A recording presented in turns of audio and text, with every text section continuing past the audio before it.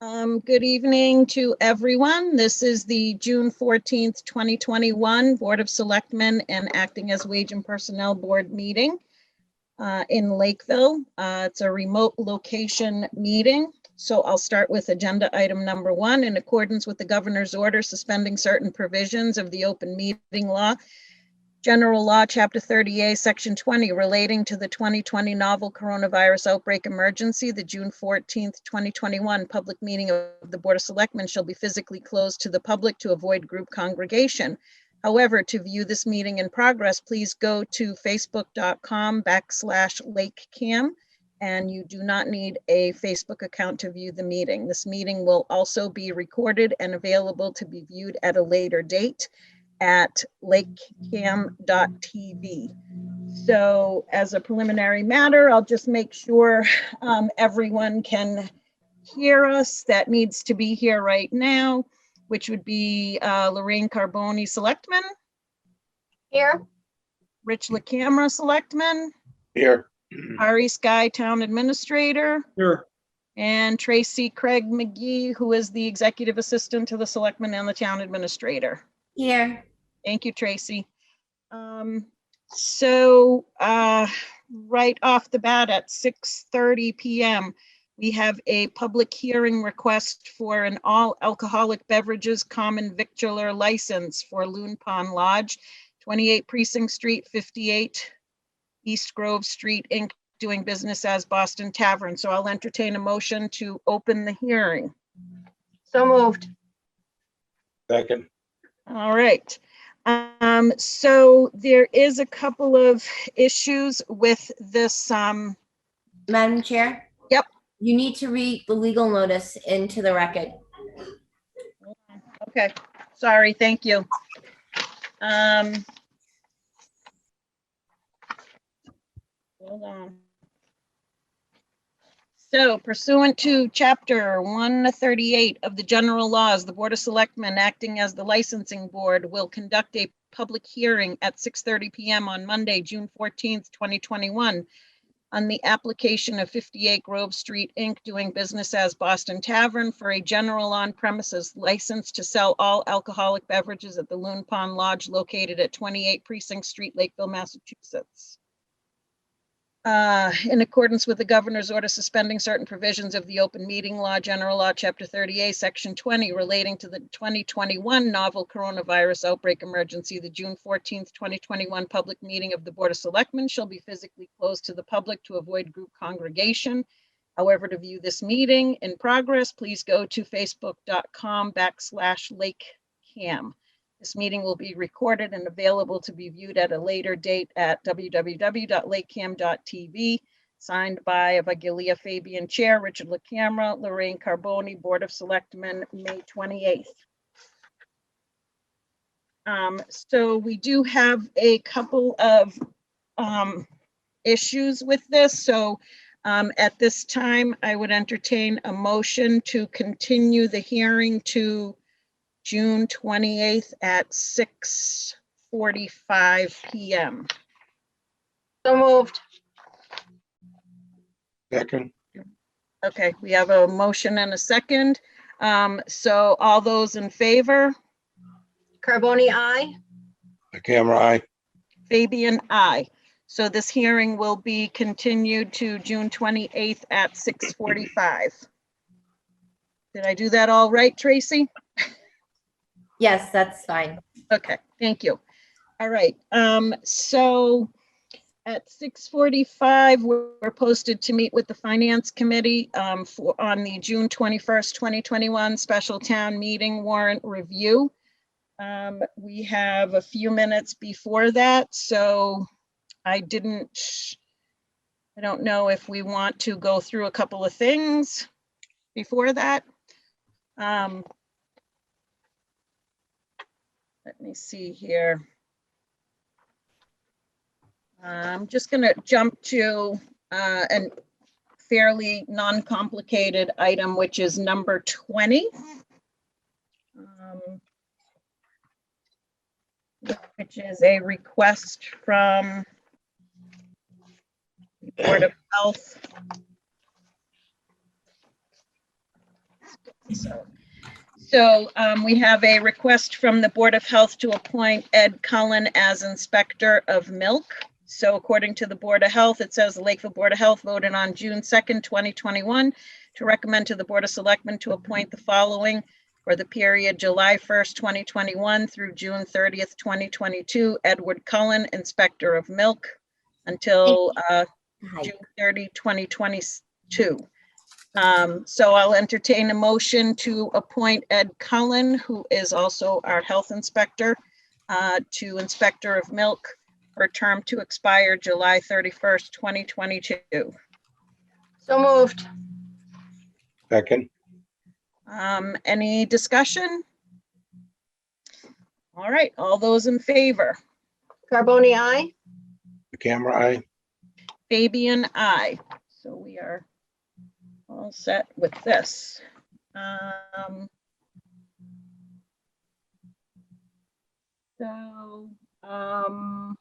Where can we go next?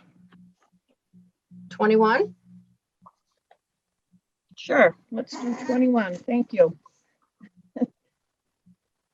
So currently, the town does not have a representative to serve on the GATRA Advisory Board. So Kelly Howley, who is the COA director, has volunteered to step in as an interim representative so that the town will have a vote on the board. I think she's been filling in anyways, but unless we formally appoint her as an interim, she can't vote on anything. And I do believe we're in the process of trying to find someone. Is that correct? I thought. Yes. Tracy, yeah, okay. So I'll entertain a motion that Kelly Howley be appointed as the interim representative to the GATRA Advisory Board. So moved. Second. Any discussion?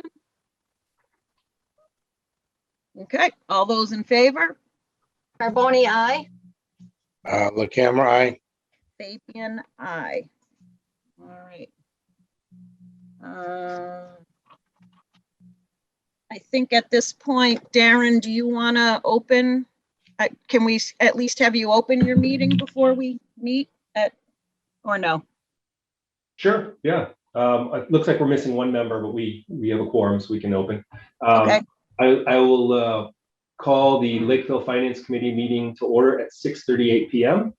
and take a roll call. Katie DeRozier, Here. Brian Day, Present.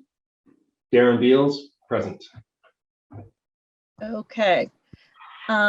So I don't know, should we wait a couple more minutes, I guess, till 6:45? I think we have to, right?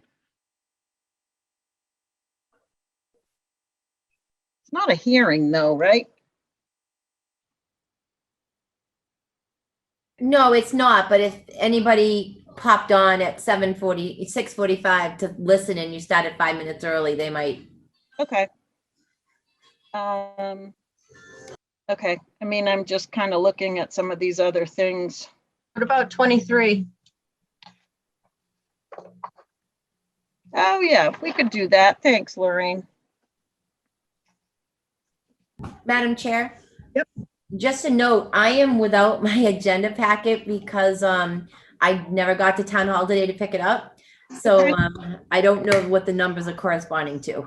Okay, so number 23 is the entertainment permit for, so we have a review to review a request for outside entertainment permit on July 10th, 2021 for 5 Cedar Pond Road and a possible vote to approve it. So we received an application for an outside entertainment permit for a 50th birthday party on July 10th, 2021 at 5 Cedar Pond Road. The hours being requested are 6:30 p.m. to 9:30 p.m. So I'll entertain a motion to approve an outdoor entertainment permit for Stephen D. Mitchell Jr., 5 Cedar Pond Road in Lakeville. So moved. Second. Any discussion on this? Just want to make sure the police department is notified. Okay. we do that? Do we do that, Tracy? I can send an email. Okay, I mean, I can too, whatever, we can talk about it. We'll follow up Okay, on that. I'm sorry, Ari. We'll follow up on that. Okay, thanks. All right, so all those in favor, Carboni, aye. La Camera, aye. AB and I. So we have that done too. We still have 5 minutes here. I don't know, there's not much here that's gonna take less than 5 minutes. Well, maybe the reports. Board of Selectmen announcements, maybe. Item 5. Yep, I don't think we have too many on that, but.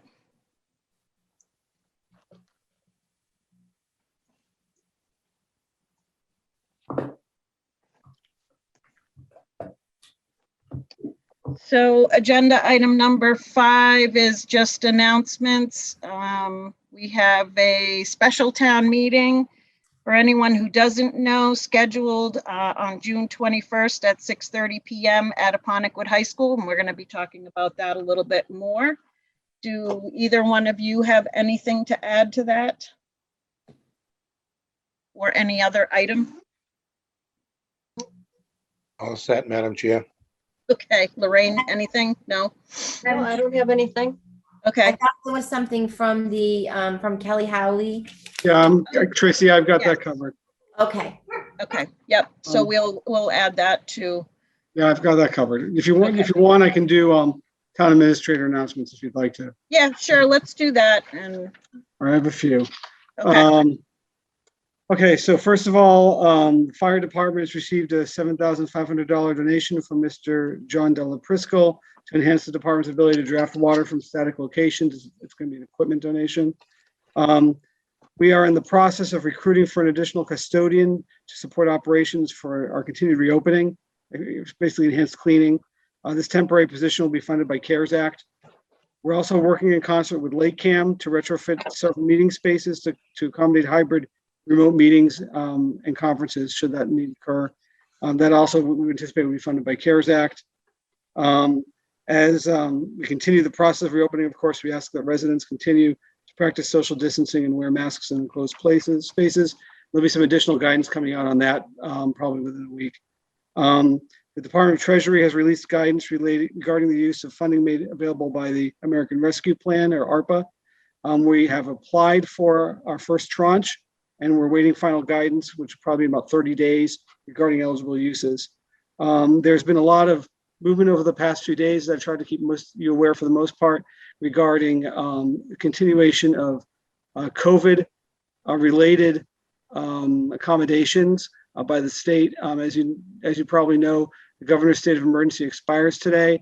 With it goes the remote meeting capability and a number of other things as well. However, there is a bill.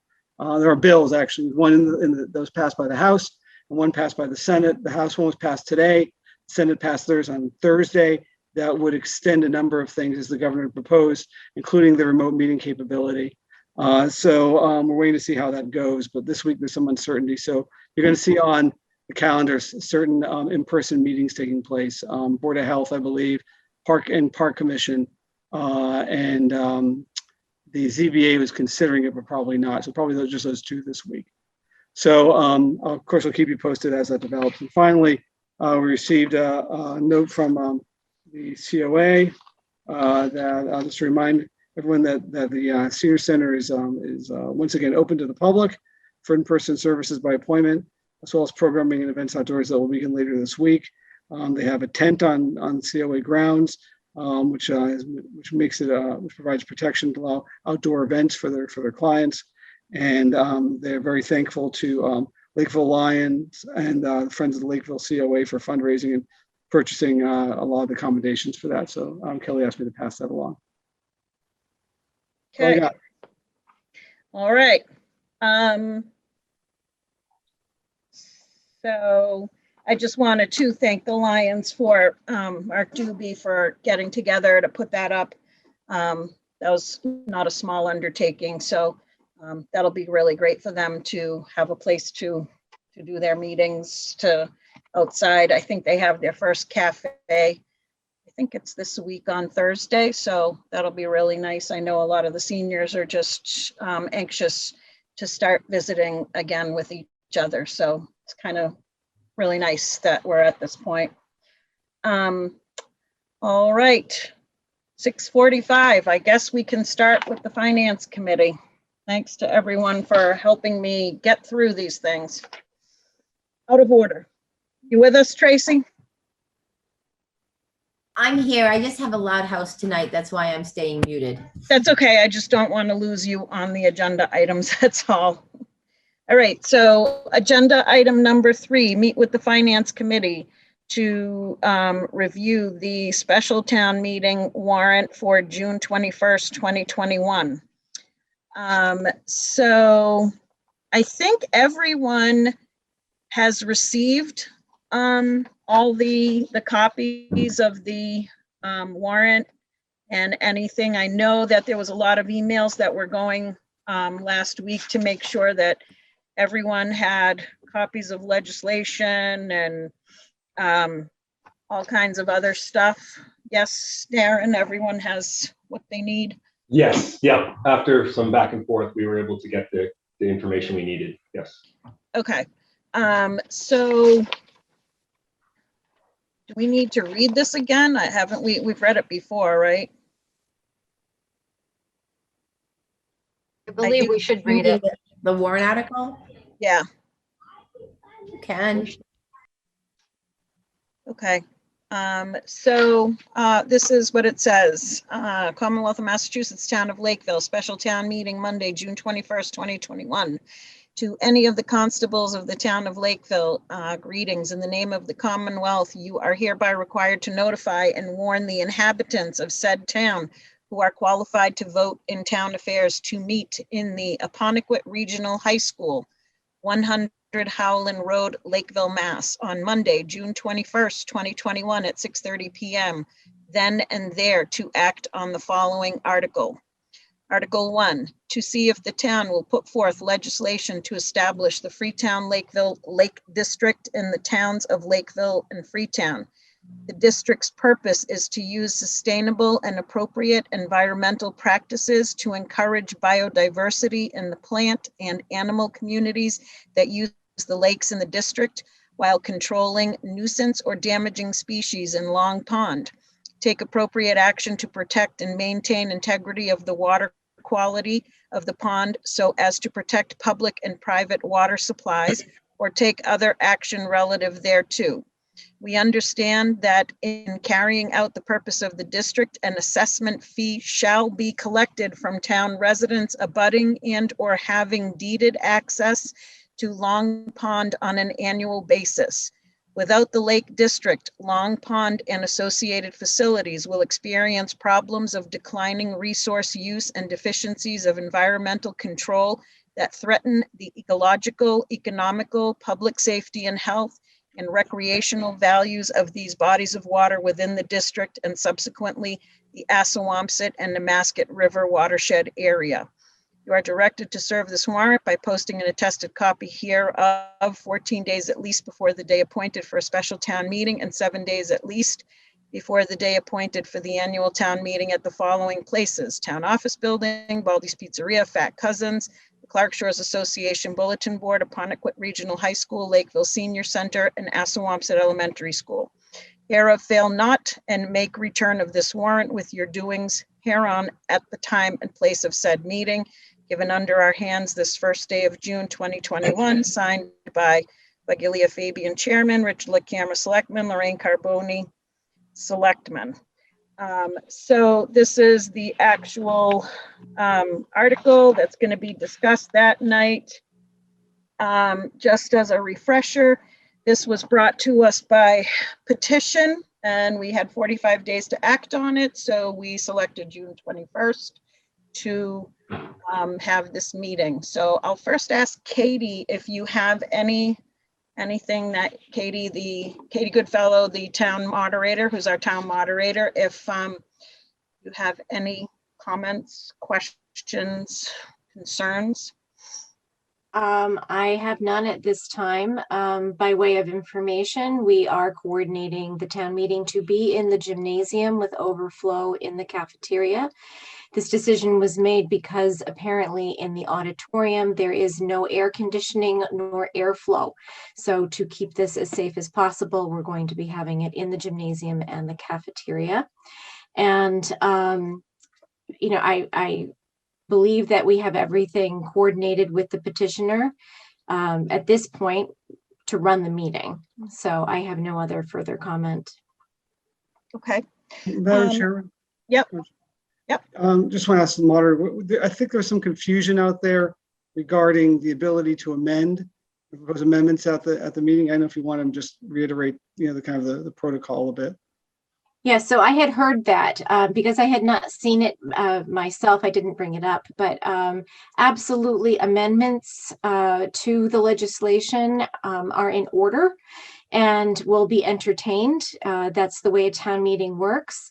Freetown, when this legislation was brought to them last year, they did make amendments to what they saw, and we are now seeing what they approved. But absolutely, Lakeville has the right to make amendments and vote upon those amendments. Thanks. Just want to make sure that was clear. Thank you. So I do have a question about the actual meeting. So this is going to be an in-person meeting.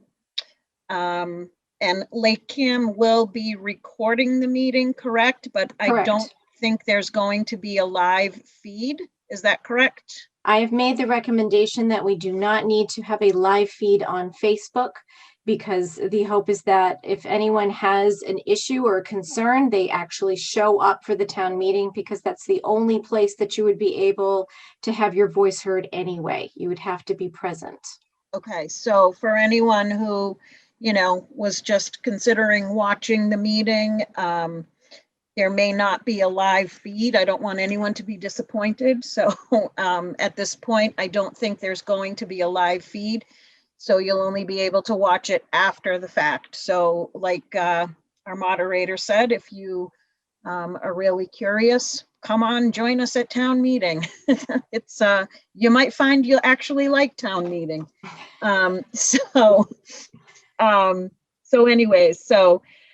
Okay, at this point, I am going to turn it over to the chair of the Finance Committee, Darren Beals, and I believe we are asking for a recommendation from the Finance Committee. Yes? Yes. Yep. Thank you, Madam Chairman. So I would just state personally that at the high level, this seems like a good idea, but as a member of the Finance Committee, I certainly have questions from a financial perspective and how this impacts not only the residents that live on the lake, but also the town of Lakeville itself. So before I ask my questions and try to get some more information, I'm going to let my colleagues start. So I see actually Katie and Brian both have their hands up. So why don't we start with Katie? So I just wanted to make a note that I'm going to recuse myself from this since I'm a direct abutter to the pond. And I just don't want a conflict because it would have a financial impact on myself. Okay, well, with that being said, then that just leaves Brian and I, since Adam is not here. Does that mean we don't have a quorum and we can't make a recommendation? I think that means you don't have a quorum. You know, cool. You're a board of 5, correct? Yeah, 4. 4. 4, and I didn't know Adam wasn't going to be here this evening. We do have a vacancy though, so I believe quorum would still be based on 5. Yeah, so the That's quorum correct. would be 3. 3. Madam Chair? Yep. They can make a recommendation and and Katie can abstain from the vote. Okay, we can do it that way, I guess. If that's the way the Finance Committee wants to do it, but Yeah, I mean, I'm fine with that. Brian, do you want to weigh in? If procedurally that's allowed, we could certainly do that. I saw you with your hand up earlier. Do you have some question?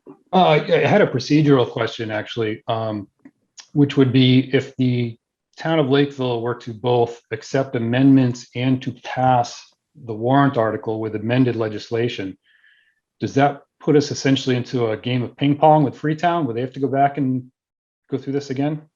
Mr. Day, it does in some ways, yes. If we amend this legislation, it would have to go back to Freetown, and Freetown would have to approve, especially if it's substantial. And regardless of if it were, regardless of the amendments, if it were passed, this still goes to the Attorney General office. It goes to the House. It would first go to the House. We would go to the district, and the House would have to approve, and I believe it would have to go to the Senate as well. Madam Chair. Yep. It would have to go to the Attorney General office first to be approved as a warrant article that was approved by both towns. Just one more clarification, Brian, without interrupting you, I'm sorry. The other question that I had, which I think is important, is that Freetown voted the legislation and made amendments to that legislation. Do we have a certified copy from the town clerk from the town of Freetown as to what was voted, and what the legislation is, to make sure that it matches what they're presenting at our town meeting?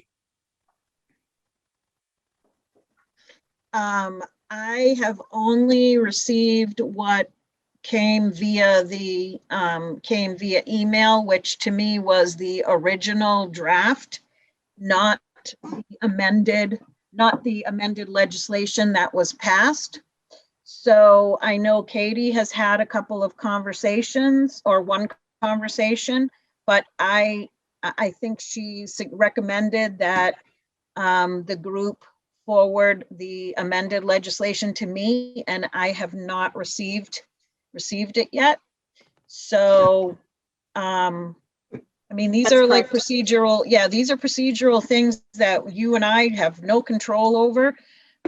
So we need to be sure that they provide the proper legislation, or I don't really know what's going to happen at town meeting. So, I guess, Madam Chair, in fairness to the Lakeville voters, as Brian pointed out, if we're going to make amendments to it, we're going to make sure we're making amendments to the right legislation and not Right. something that differs from what wasn't voted at Freetown. So that's a problem.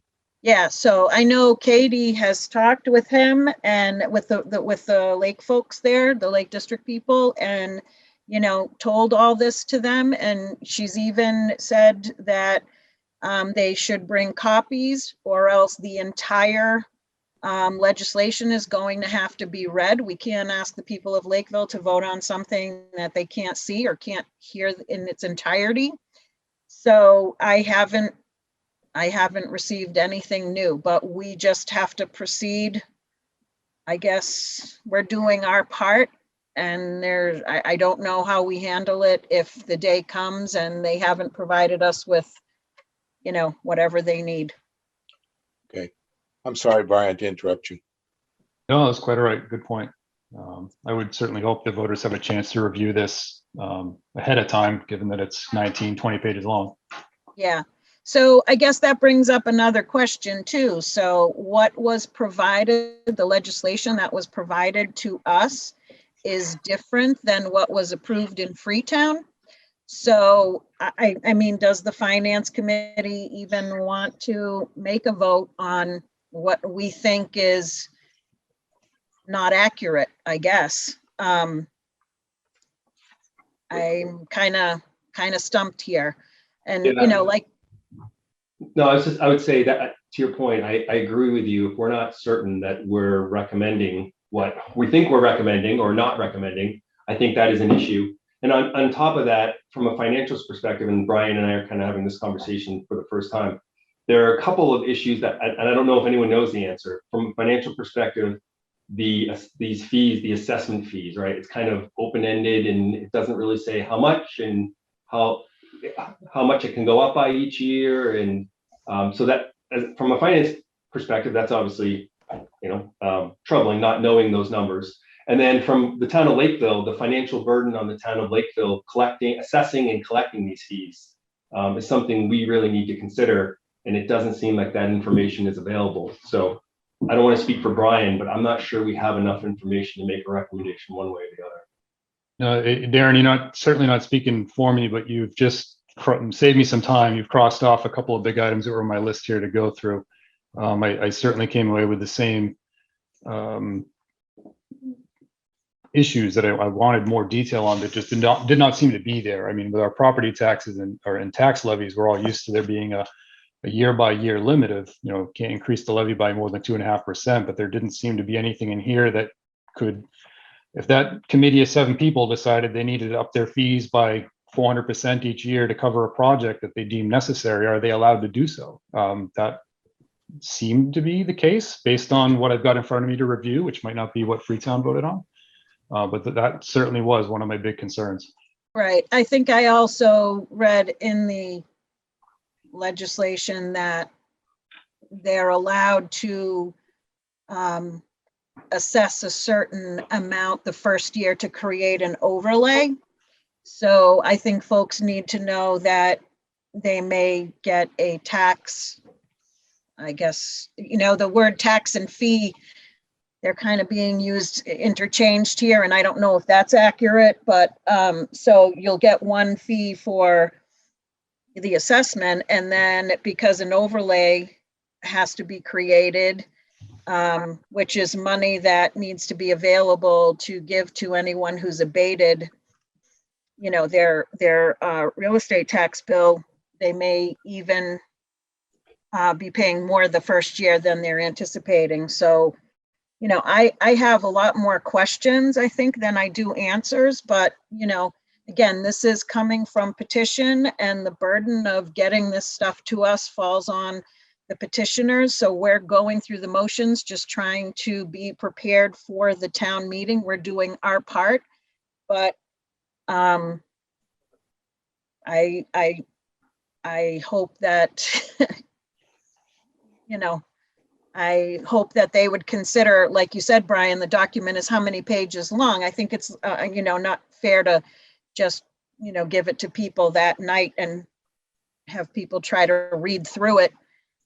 It should be publicized. Now, I do know that there is some sort of an information night that they're holding on Wednesday night at the Eagles Club. It's not my invitation to send out, but I guess if there's town residents who are, interested in what this means, they could try to reach out to these folks.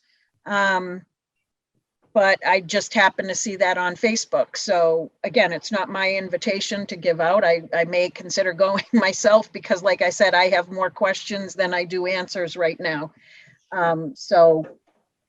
Okay, so I guess we can't, I guess the Finance Committee, I'm understanding, is uncomfortable at making any recommendation right now. And we're not sure we have the right legislation, which was the one that was approved in Freetown, which is the one that we must approve, correct? That's correct. Yeah, because we can't approve this. And then they go, I mean, why, and I think there was, some significant changes made to it. So, okay, well, Madam Chair? Yep. Regardless of what FinCom does tonight, I mean, I do have a couple other points I wouldn't mind putting here in our, since we do at least have quorum for a meeting. Yep. I mean, from a financial aspect, I think regardless of how the language in Freetown's version might change this, I mean, to echo what Chairman Beal said, I think this is a worthy cause. We certainly want to see the pond healthy and happy and everybody's property values maintaining or rising over time. But again, this proposed district is going to shift that financial burden only to those within the district and not, it's the biggest recreational pond, great pond in the state. And it's used by people that don't just live there. I mean, look at last summer, how many people were there. All those people are essentially going to be able to enjoy what these other people are investing in. Is that fair to them? I don't know. Financially, if it is, should others bear that burden? Again, going back to maybe there are no limits on what they could raise each year. I mean, are we essentially looking at something that's going to financially force people out over time and create, a detriment to those families that have been there for decades. I mean, financially, I really just don't see how this adds up without hurting somebody. Right. Just to add to that, Brian, I know that I've read a lot that, you know, they want to be able to apply for grants to try to help with, you know, the ecology. And I mean, they could do that by becoming a nonprofit organization. So, you know, it's, I would hope that, I know they're planning on doing a presentation that night. But I hope that there's going to be a lot of answers provided, because I'm always about Lakeville residents making an informed decision. And you know, I don't really have much to offer by way of answers. So, Lorraine, anything from you? Just a couple of things. You know, I spent some time, you know, watching Freetown meetings, you know, on the subject. And James Scarsha, who is the person that is, I guess, the chairman of the committee for the Freetown Lakeville Lake District, he did mention in one of the meetings that their budget, they were looking at a $251,000 budget to start off. And based on what they had claimed as 1,500 houses that might be impacted by, you know, this initiative, the assessed value would be about $160 a year. There's about 1,100 houses in Lakeville and 400 in Freetown. And I guess this committee is already in existence, and I believe they're the ones that are holding the meeting Wednesday evening. You know, one of the questions that I had regarding that is that there was some discussion about folks that, you know, might not be able to afford, you know, the fees. And he claimed that, you know, that there might be something in place that, you know, where they could opt out of participating in this, which means that that would drop the amount of, I guess, participants and that would be paying the fees.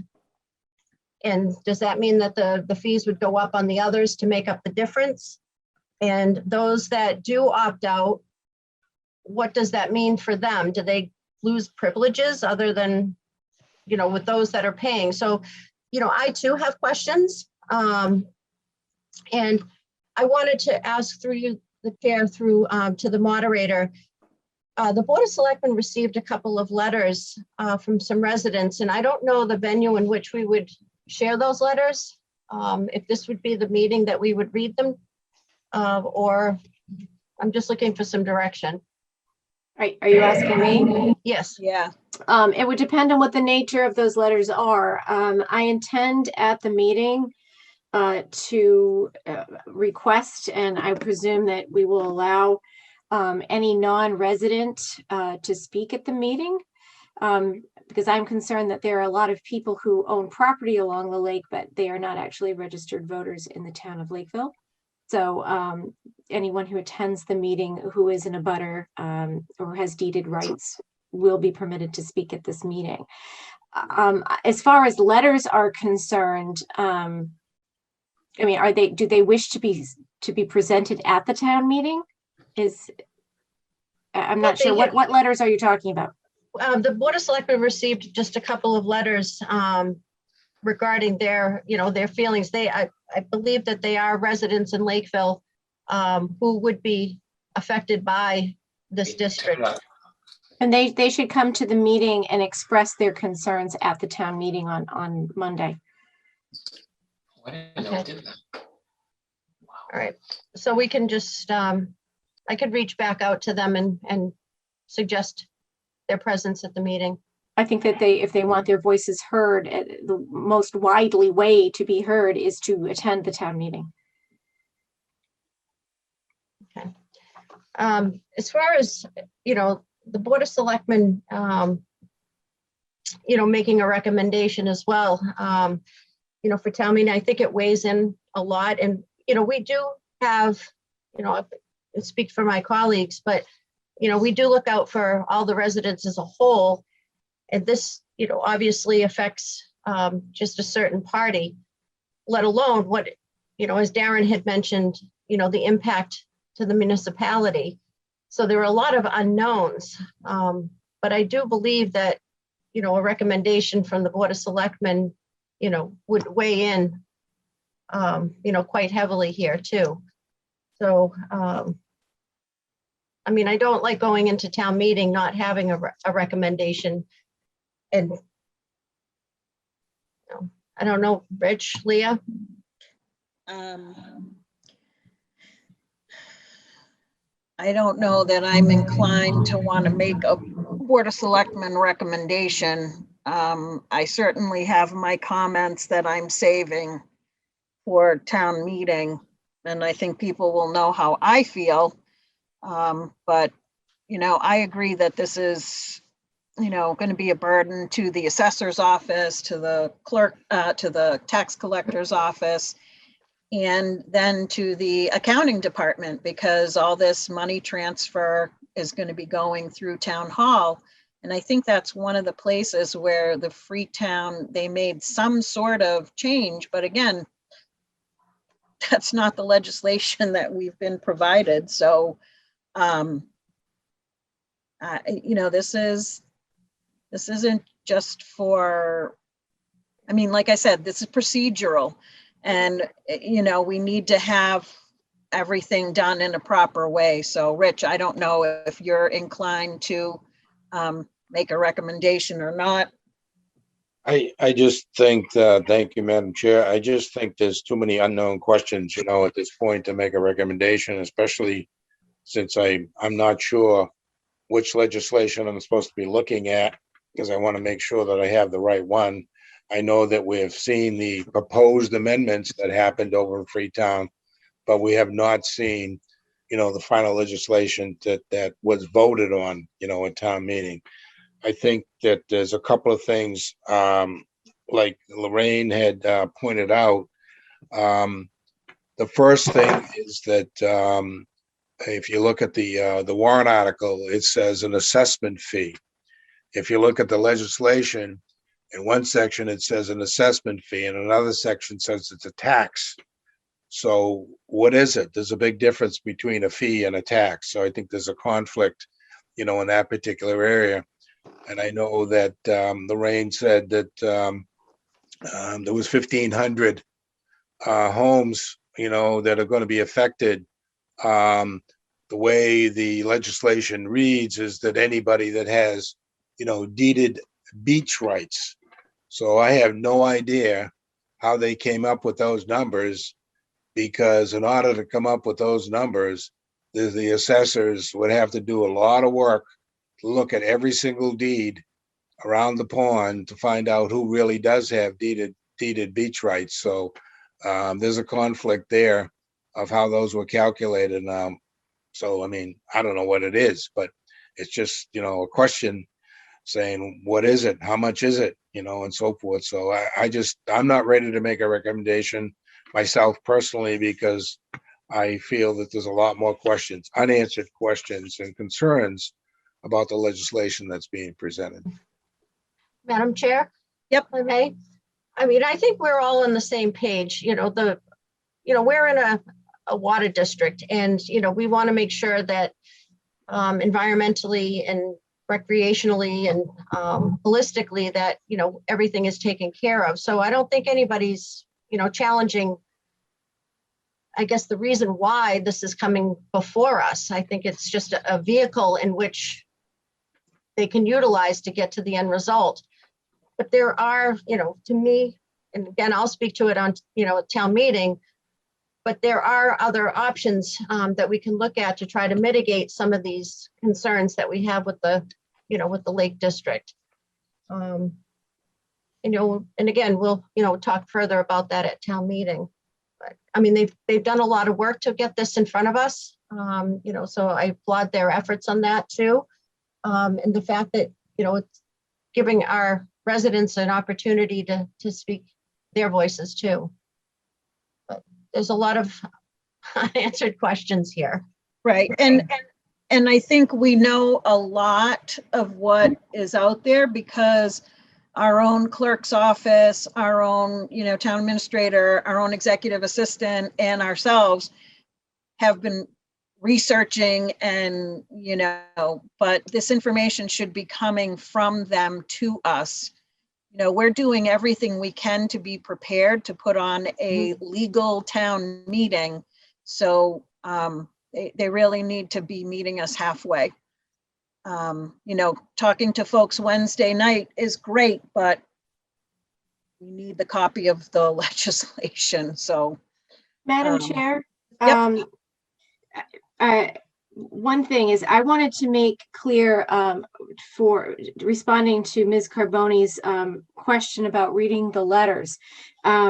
I was saying that the letters would not be able to be read at town meeting, that the people who wrote those letters should be present to speak at town meeting. But if those letters are appropriate to read at this meeting, I'm fine with that. I was just clarifying that anybody who wrote a letter to Ms. Carboni who has a strong opinion should be at the town meeting, but it may influence the conversation that you're having here right now. If they took the time to write those letters, it might be worth reviewing them. Okay. Madam Chair? Yep. What say you? If you have a letter, I think you could, I'm fine with you reading it here. I agree with Katie that, for the same reason why I said earlier that I don't want anyone to be disappointed when they realize the meeting isn't going to be live and we're not doing that intentionally. It's, almost like a technical issue that we're having. So where we know it's loud in there and, we may have spillover into another room. So trying to keep the live feed going has proven challenging in the past. So I think that if people want to be heard or have their questions answered, they should be there. But I have no problem if you want to read a letter. I've mostly talked to people on the phone, so I can't really do a report that way. But if you wanted to read a letter, and that's fine by me. Okay. Madam Chair. Yep. May I ask Selectman Carboni, I just want to answer one question you had earlier before you read a couple of those, if that's okay? Sure. Section 21 of the legislation that's at least been given to us, whether or not that's the correct one or not, states that the proprietors that can opt out from the district, however, they must give up any access to the beaches and water bodies. I don't know who's going to watch that and enforce that. But it also goes on to say that if you directly abut the bodies of water, you are unable to withdraw yourself. So if you actually happen to live right on the water itself, it appears that you do not have a way to exclude yourself from the district, if my interpretation is correct. Oh, thank you, Brian. There's so much language here. Yeah. Well, that's kind of problematic in itself because as a pond, I thought we all had the right to use it. So you can't tell someone they can't use it because they won't. So everyone else can except for you. People that don't even live in this town. So thanks, Brian, for finding that. But Lorraine, if you want to, read the letter, that's fine. All right. Well, I do have two, but I'll start with the first one. I believe the Selectmen, you have copies of these as well. So the first one is from Mark Sutherland, Evergreen Road. Good evening. By way of introduction, I posted comments about the Freetown Lakeville Lake District on social media. Recently became aware of the special town meeting and wanted to share the thoughts with us. I do think that the Freetown Lakeville Lake District is a great idea. No single citizen or small group is going to have the manpower, willpower, and time commitment it might and probably will take to fight and hopefully get the state bureaucracy to work with and for Long Pond and its future, as well as all the waters in the state. However, the boaters are the reason for the problem. They continue to contribute to the problem, as everyone admits, by calling for wash stations, and they mostly certainly exacerbate the problem by disturbing the weeds within any body of water. Therefore, they should pay the brunt of this expense. The current fee is $4 and $8 for in and out of state. Good structure, make it 50 and 100, well, good structure, make it 50 and $100. You could then take $5 and $10 for maintenance and put the rest into fresh waterways fund that could pay for cleanups now and in the future. There are fishing tournaments everywhere in some instances. These people have national sponsors that pay their expenses. I'm not sure how often that kind of tournament has, if ever, been on Long Pond, but you could put a sliding scale on that launch fee. Any tournament launch costs $200. If the tournament has more than 50 boats, it is $300 per boat. If it is 100, boat fee is $500. Consider a season pass to residents with access. Give them that benefit. This all depends on the math, though. What is the cleanup cost? What is the future maintenance cost? To that end, not that I want to advocate for another tax on myself, but we all need our fresh water. The pond problems could become my well problems or the city of Taunton's drinking problem without much trouble, as we have seen in drought situations. And signed again, Mark Sutherland in Evergreen Road. So thank you, Mark, for taking the time to submit that. I do have another letter. And again, I think the board, you have this one as well. Pamela Maxey, I believe.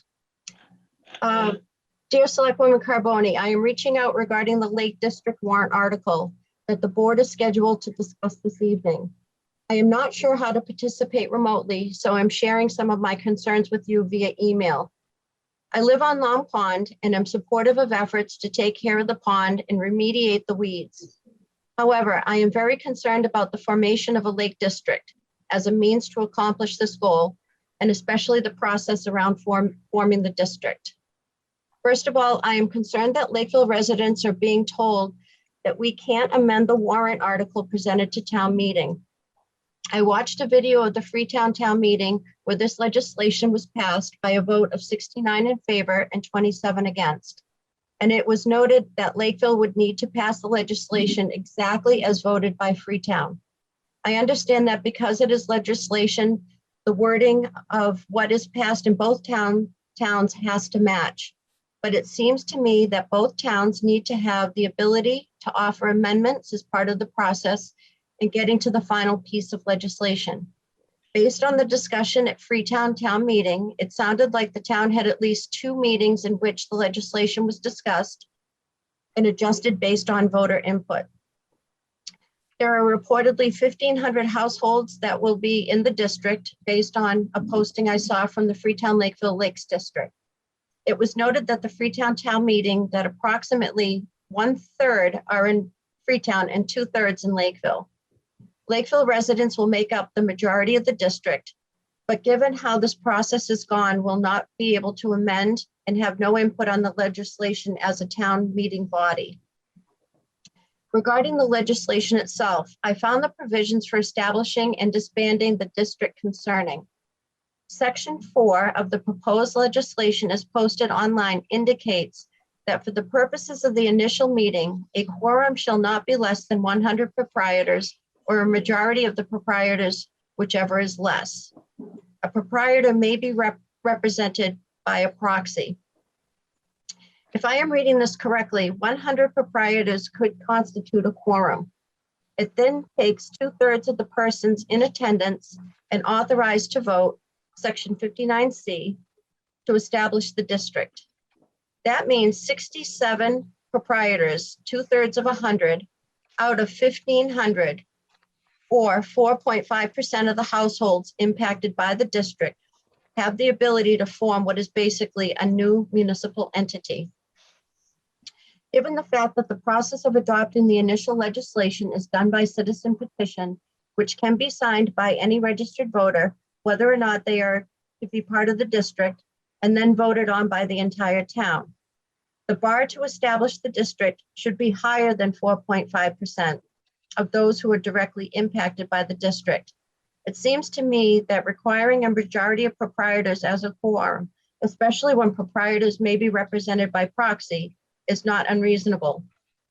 On the flip side, in order to disband the district, it takes 3/4 of all proprietors to vote affirmatively to disband, Section 23.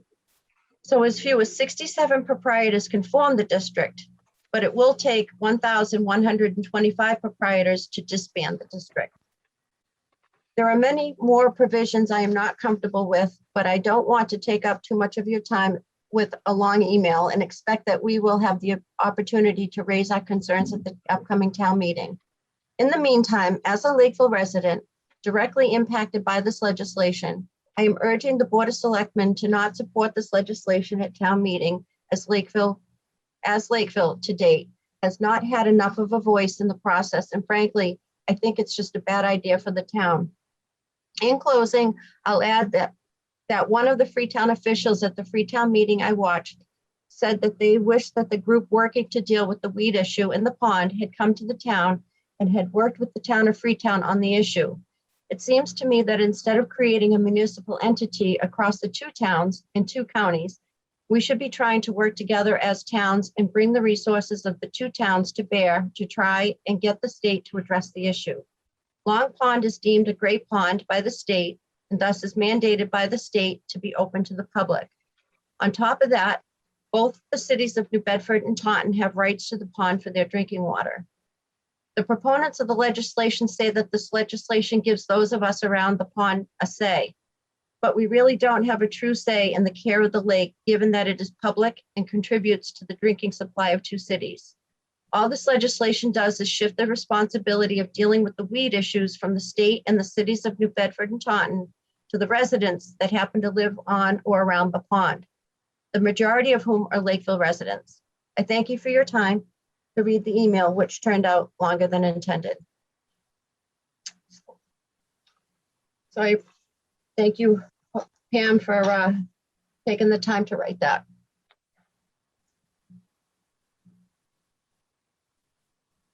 Again, I think that, that's a perfect example of someone who, wants to contribute to the conversation. And I really hope folks that feel the same way will come to the meeting to express their concerns, ask their questions. And Madam Chair, to Yep. Ms. Carboni's, the letter's point about not allowing amendments, we will. Yep. I just want to make sure that that's abundantly clear, that we Right, will and have, Lakeville voters will have that opportunity. Right, and that's not a Lakeville, that's not a Katie Goodfellow town moderator decision. That is a procedural, the way we conduct business. That isn't Exactly. something that the Board of Selectmen in Lakeville have decided or the moderator. That is just the way town meeting is run, that amendments are allowed on when something comes to town meeting. So I just want folks to know that we are, Katie as the moderator is preparing to run a very legal meeting. So, all right, does anyone else have anything to say on this matter? Madam Okay. Chair? Yep.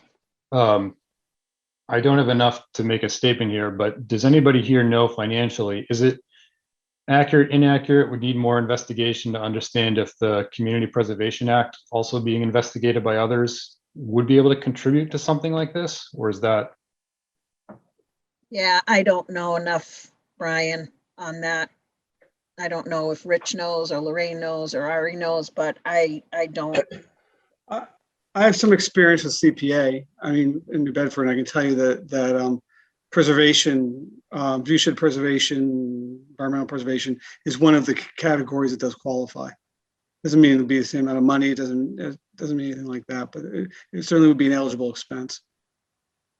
Okay. Thank you, Ari.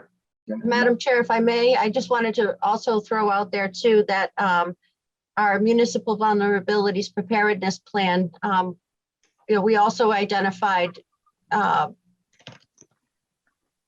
solutions or options to address some of these issues as well. So I know that there's funding available through that program also. May I make Yeah. a statement? And there's a whole APC, Assawamsett Pond Complex, being worked on. It has to do with Assawamsett and Nemasket. And there's a lot of, there's a lot of work going on. There's been public meetings, there's been public videos that have been, I know the two are, separate, but they do connect. So, I think folks need to consider that too. But if we're. Madam Chair, may I make a statement? Yes. You are. Yep. Could you just state your name and Sure. address for the record, please? Frank DeFilly, 11 Parkhurst Drive in Lakeville. Okay.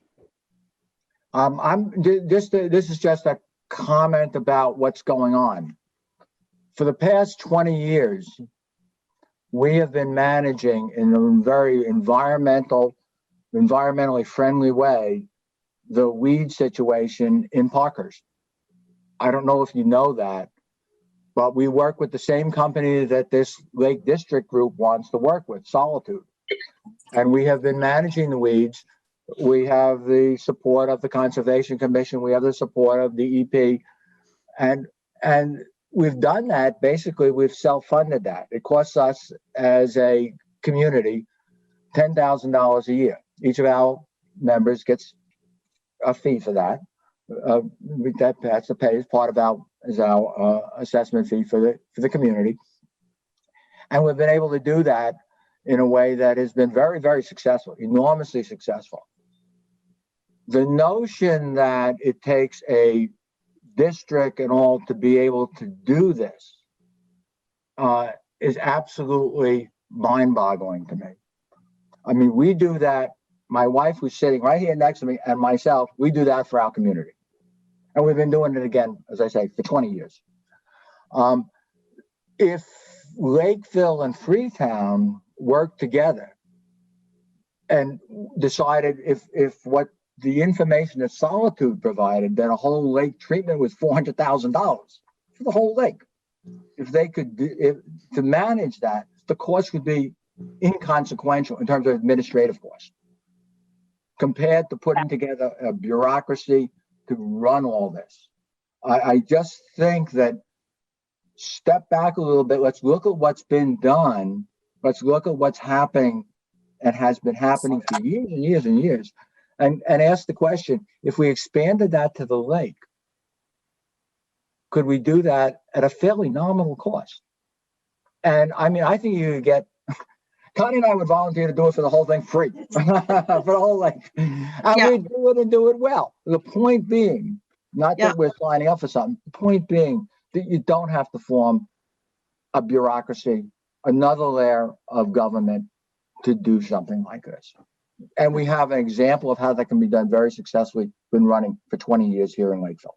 So I, again, would encourage, just a little bit of public comment here, because if we were in person, would be allowing for, some public comment at meetings. But, I do encourage, anyone from Parkhurst who feels the same way to attend the meeting and, just, say how you feel.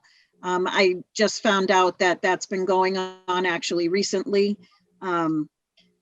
So again, all I can say to people is this is our last Board of Selectmen meeting before Monday night's special town meeting. So the special town meeting again is Monday, the 21st at the high school. And it's going to be at 6:30 p.m. And if you're, please be kind to the folks, the clerk's office, checking everyone in. If you can, know your precinct or ahead of time, we're anticipating a large crowd. So it would be great if everyone could just bring their patients while they get checked in. It's similar for those of you who've never been to town meeting. It's similar to voting. When you go in, you give your name and your street address, and you'll get checked in and you'll receive a voting card. So I encourage folks to come out Monday, and that way you'll be able to make an informed decision. So thank you to everyone who was here tonight for this. And I do think we need to move along if there's nothing else from my fellow selectmen or the town moderator. Madam Chair? Yep. May I ask the moderator a procedural question? Sure. Actually, she had to step away. She's left. Oh, okay. Oh, okay. Well, I'll just throw it out there. If you send me an email, I can get it to her. Okay. I was just going to ask a real simple question. Just since FinCom's not making a recommendation or non-recommendation tonight, generally the order of how things happen at town meeting, you'd read the article, ask FinCom for recommendation, then go to conversation. If we get stuck reading legislation the whole time, when would we have an opportunity to do such? And maybe we don't know, but we can ask the moderator that to get an answer back to us. Yeah, we'll make sure we clarify when the finance committee, made the decision. And as soon as if we get the legislation that comes to me, I'll forward it right away to everybody and we'll send it out. So, okay, so we do thank you to everyone who was here tonight for this, but we do need to move along to agenda item number 4, which is. Madam Chair? Yep. Is the Finance Committee gonna adjourn their meeting? Yep, sorry.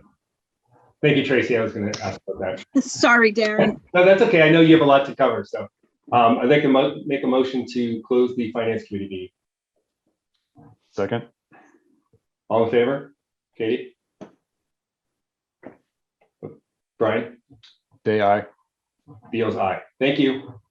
Thanks, everybody. Have a great night. Thank you, everybody. Okay, so next on our agenda is meet with the Park Commission to discuss various governance issues. However, the Park Commission meeting for tonight was never posted. So we actually, even though all 5 of you are here, can't meet. So we could entertain speaking with one person, but we can't meet with the Park Commission. So I think they have 2 here now, Madam Chairman. That's not a quorum. okay. All right. So now we have Joe and Paula. Is that correct? Yes? Yes. I see Joe and I see Paula. Okay. So Scott and Tony are It dropped not off. here. Okay. They dropped off. Okay. So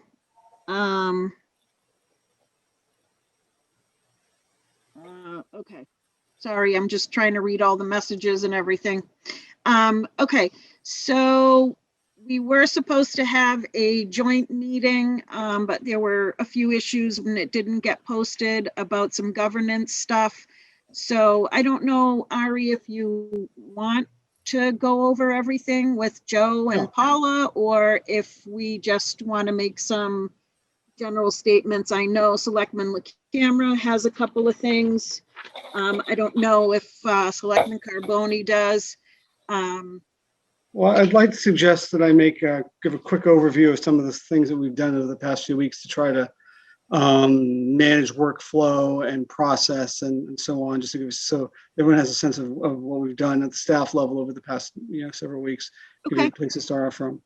So we've met with Boston Tavern. We have a good sense at this point of the facility work happening and their scheduling issues and how how financials are being handled. And we think we have pretty good coordination now between Boston Tavern and park staff regarding scheduling, so that we don't have any crossed wires as far as timing of events goes and things like that.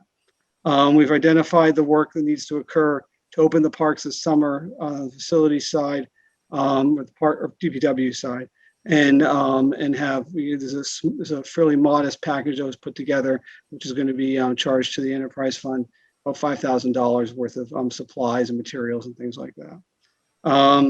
Then going forward, we're taking some steps to try to clarify the project processes and the work order process and so on. It's a memo that the board members have seen. The commission hasn't seen this yet. It's going to go to all the boards and commissions. It's really meant to sort of govern the general flow of work, as well as prioritization, allow for triage and identifying resources and so on. We're going to take a number of steps. We're going to there's a work request process. Facilities already had that in place. We're going to extend that to DPW as well, which requires funding to be identified as part of the request. And also that the requesting authority should coordinate with town staff in advance, and that the requesting, and if it's a board or commission, that those requests, we're not talking about normal maintenance, we're talking about non-routine maintenance, non-routine type events, that those are approved by the governing body or the policy making body and requested that way. We're going to ask the capital projects all over $10,000 be restricted to the capital planning process, which is going to start this fall. That'll allow us to triage and prioritize and so on. Special events, which are an issue that come up logistics wise. We're asking that we have a form that we're going to be releasing for special events requests. The DPW has put together, which will allow anyone hosting an event, it could be a department, could be a board, could be a commission, anything like that. Could be one of the councils, the Arts Council and so on, to fill out that form, and which will allow the DPW to have the resources in place and do what they need to do, setting up chairs or whatever. And we ask for 2 weeks in advance whenever possible, not the night before, that kind of thing, which has happened from what I understand in the past. And finally, we ask that volunteer work be approved in advance by town staff, make sure that it falls within the vision for the space, that's competent and then up to code and up to specifications, and that the work is something that can be accepted going forward. So those are the various measures we've taken at this point. I think there's, in my experience, communication is what it's all about, and that's what we're going to try to continue doing. I had a meeting with Nellie today where we went over some issues just to make sure we understood everything that was going on, and we're trying to, and we have regular periodic meetings now with Boston Tavern. We're just trying to get processes moving and make sure that everybody's is rowing forward on the same page. Mixing my metaphors there. Okay, so I just want to reiterate that in the past, the parks worked very independently. They're an enterprise fund, so they worked very independently, but as early as last year, we've tried to join efforts to help the parks out, but it was a great start, but we need to have some formal processes in place now on how we're all supposed to work together. And that's what Ari's been working on for almost 3 weeks now. I think the work that you've done is really great. I think I agree with you on the communication is important. So I don't know if Rich or Lorraine has anything to add, and then I'll just ask Joe, and if there's any questions, but I'll open it up to the selectmen first. Yeah, I got a few questions, Madam Chair. Sure. There seems to be, and I talked to Ari about this as well, there seems to be some confusion as to who is supposed to be managing the Boston Tavern, contract. And I think that the Park Commission, and I know that the chairman has said it a number of times, that it's the Board of Selectmen, which is fine. But I think we need to clarify that issue as to who's supposed to do what, who's responsible to do what.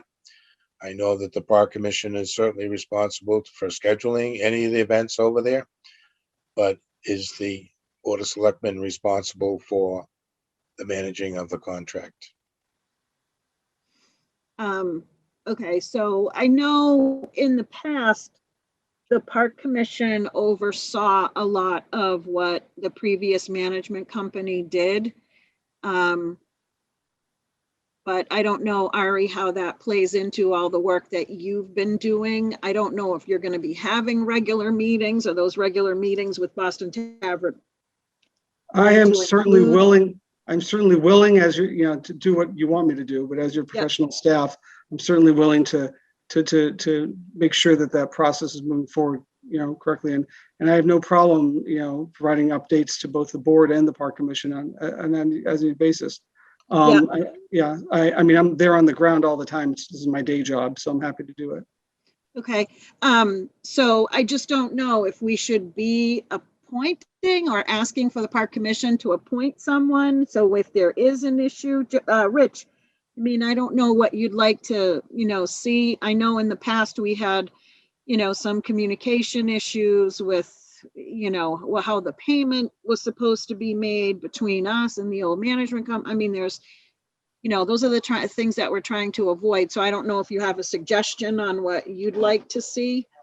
No, I just want to know what the park commission's expectations is as far as managing the Boston Tavern contract having to do with Loon Pond Lodge, except for scheduling events.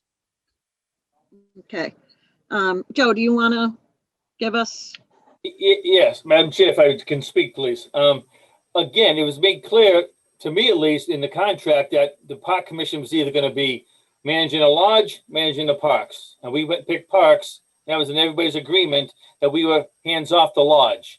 We do coordinate with Boston Tavern, Nelly does, on any events. So there's no crossover, no issues with parking, noise, and all that. But other than that, I think it was clear for everybody that we are out of the park, lodge managing business. So I don't know what people are looking for us to do. Like I said, I think it's in the contract. I think the word park commission is mentioned once. That's for scheduling, working with them. But other than that, we're out of that. So if I'm misunderstanding something, let me know. But I thought that's the way everybody wanted it, and that's the way it now is. I just want to clarify. So, Arnie knows what he's supposed to be doing, and the town accountant knows what he's supposed to be doing and keeping track, of the all the revenue and so forth and so on. That's all I'm asking for. So if that's the case, I think, I'm not going to speak for the town administrator, but I think he's okay with that. Yeah. I mean, Ari, it sounds like you're okay with overseeing a lot of the contract stuff. It's a fairly major enterprise as far as the town's concerned in terms of revenue and so the business operation in general. I think we'd all feel a little more comfortable having professional staff handling that. Just my thought. Yeah, I mean, I agree. And I think, with the new, I think the revenue is going to increase. So I think there is a call for, the professional staff, but I don't know, to me, it seems like we should always try to keep a friendly relationship. If there's, a question that comes up, it would be nice if you have a point person on the park commission, that you could. Yeah, that'd be fun. Yeah, that'd be good. Yeah. So, I mean, I don't know if we just use whoever the park commission has appointed to oversee Ted Williams, which I think is Scott and Darlene. Is that right? Madam Chair, yes. Right now, the contact person between Park Commission and Boston Tavern has been Nellie. They've been funneling questions to her. So I think that's working well right now.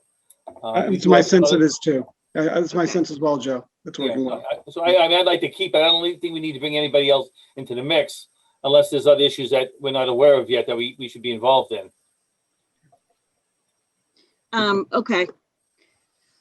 Okay, Lorraine, any comments from you on? Just that I'm glad to see that we're putting some formality to the engagement with the parks.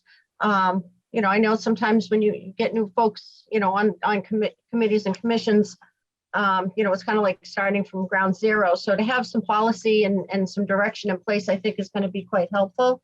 I just wanted to, and I know Ari, because you have your finance background, that we want to make sure that we include procurement, discussions in that as well.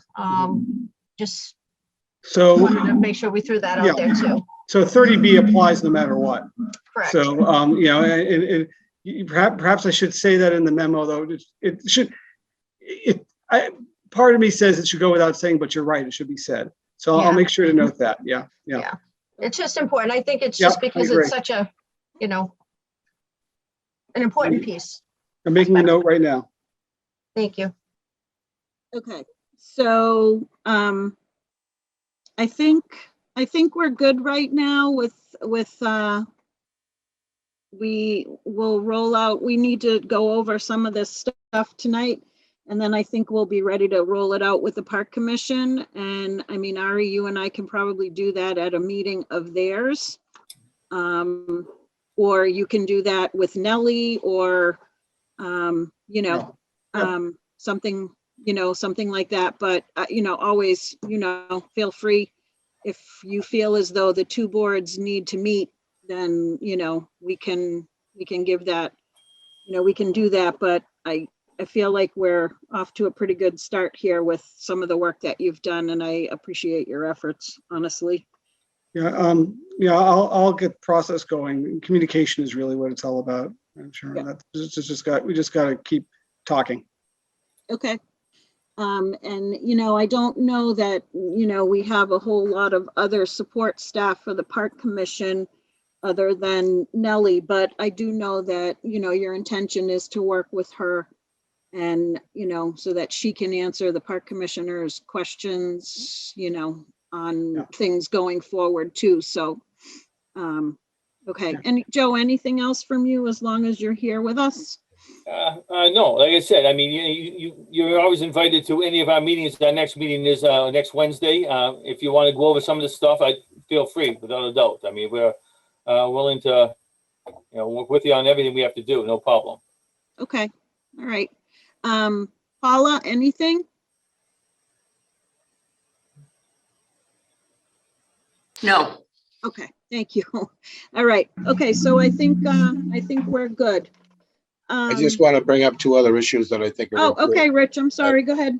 That has caused a lot of problems. And once again, you're aware of it, Ari's aware of it, you know, having to do with the highway department and the building department, is that, you know, the communications issues and dealing with multiple people, that needs to be addressed. And I know Ari's addressing that. Ari's addressing that. But it's important. We can't have 5 commissioners, you know, telling the highway department and telling the building department what to do. And that needs to be addressed. So I know that there's been a lot of discussion about that, but that is a serious problem. Yeah, consistent direction is important. Yep. Madam Chair, if I can just answer that. Yeah, we have spoken to everybody on the board. There is a point contact now. I know I deal with Franklin as well as Scott does, but everybody's aware that there is procedures to follow and people to contact. We do not going to tap someone on the shoulder and say, hey, do this right now. We're not going to be doing that. So I think it's understood now going forward. Okay. All right. So I think that's it. Thank you both. Thank you to everybody who came out. Unfortunately, we couldn't meet with everybody, but thank you for meeting with us.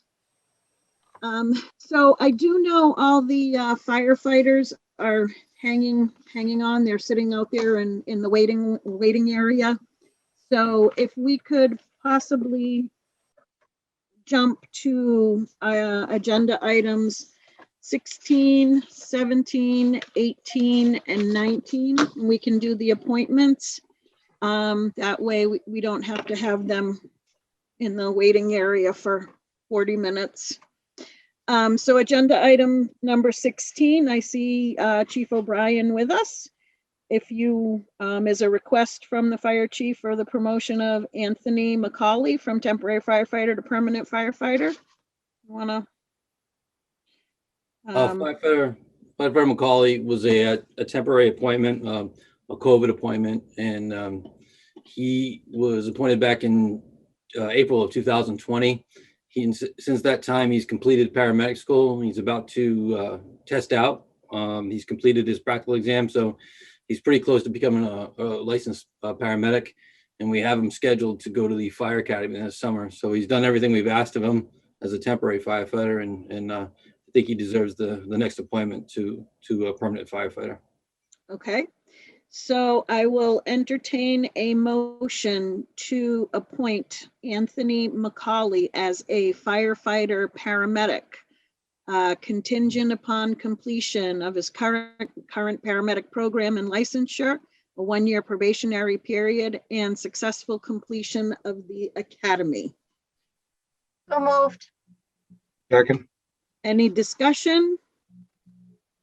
All those in favor? Carboni, aye. The camera, aye. Fabian, aye.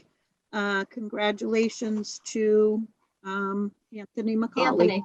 Yeah, I see him. He's not video live, but I see him there. He's actually on an airplane right now, remoting in. Oh, okay. Congratulations to Anthony. Okay, so the next agenda item is a request from the fire chief to appoint Joshua McCarthy and Nolan O'Brien as temporary firefighters. Am I going to Pam for this? Pam's on the air, so I'm gonna let her speak to these two appointments. So the deputy chief is with us, She is. Pam Grant. Hi, I'm here. Okay, so we have here hiring, there was a hiring committee, I think chaired by you or led by you, correct, deputy, that has recommended that Joshua McCarthy and Nolan O'Brien be appointed as firefighter EMTs to fill the vacant positions. That's correct. Okay, I don't see any of conditions, Tracy, for them, so I'll just entertain a motion to appoint Joshua McCarthy and Nolan O'Brien as firefighters EMTs to fill vacant positions. So moved. Madam Chair, is that temporary firefighters? Temporary That's firefighters. affirmative. Yeah, okay, thank you, deputy. Sorry, Pam. Did you say something, Pam? Yeah, she That's said correct. that's affirmative. Okay. Okay, thank you. I'll Any second that. discussion? Oh, go ahead. Any discussion on that? Okay, all those in favor? Carboni, aye. Camera, aye. Fabian, aye. Right, now we have, thank you, deputy. Agenda item number 18, request from the fire chief to appoint Tyler Christensen as a call firefighter.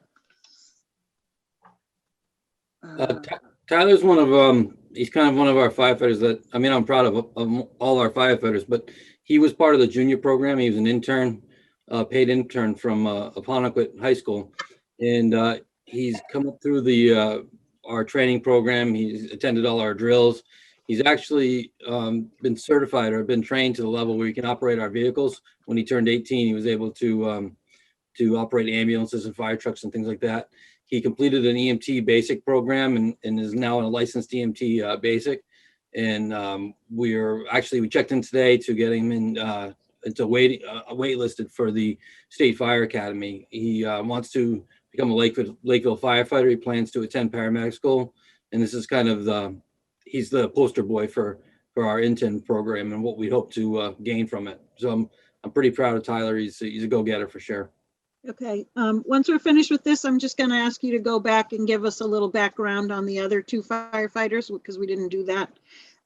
So for this one here, I'll entertain a motion to appoint Tyler Christensen as a call firefighter whose term would expire July 31st, 2022, contingent upon successful completion of a one-year probationary period.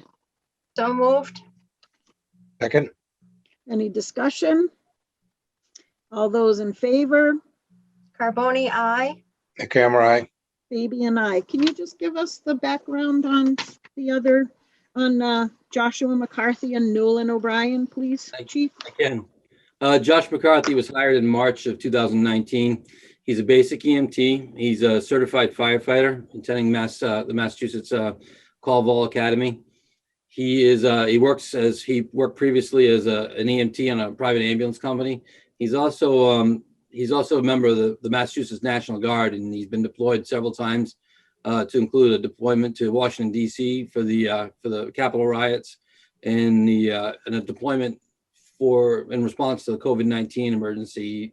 He was key in deploying to deliver PPE to all the fire departments and hospitals around the state. He's all about public service, and I'm proud of the work that he does, and I'm glad to have him full time, even if it is a temporary position.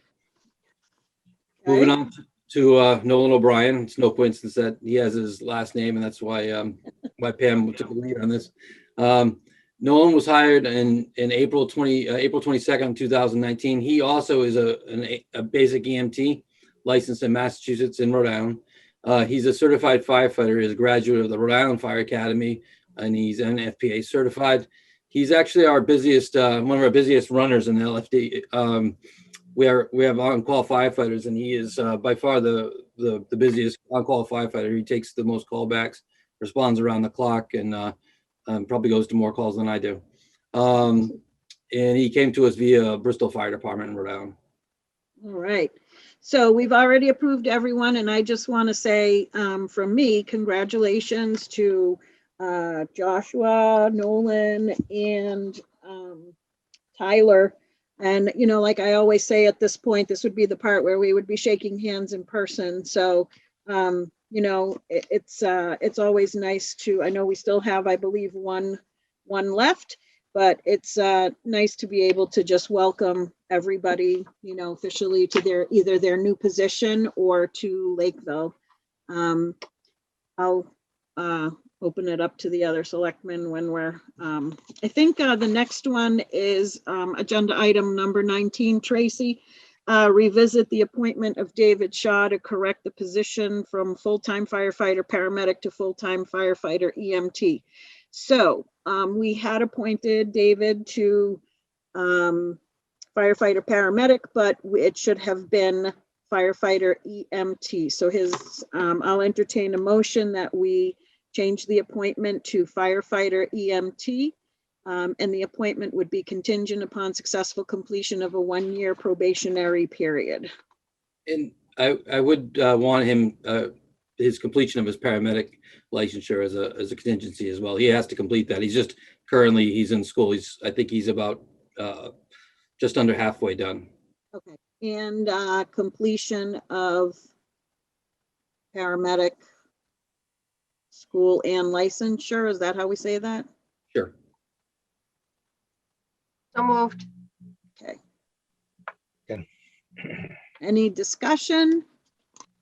All those in favor? Carboni, aye. On the camera, aye. And Fabian, aye. Again, congratulations again to David Shaw, this time for the correct appointment. I don't know if the other selectmen want to say anything. Nope, just very happy to have a good team in place. Good Okay. people. All right, so thank you to everyone from the fire department for joining us. Thank you, Chief. Thank you. We do plan on having an awards type night and to rewind 1 year and recognize everyone's accomplishments that they've obtained over this last year and have a nice ceremony like we did about a year and a half ago. Yeah, I think that was great. So I look forward to that. Thank you. Thank you. I appreciate your time. Okay. Thank you.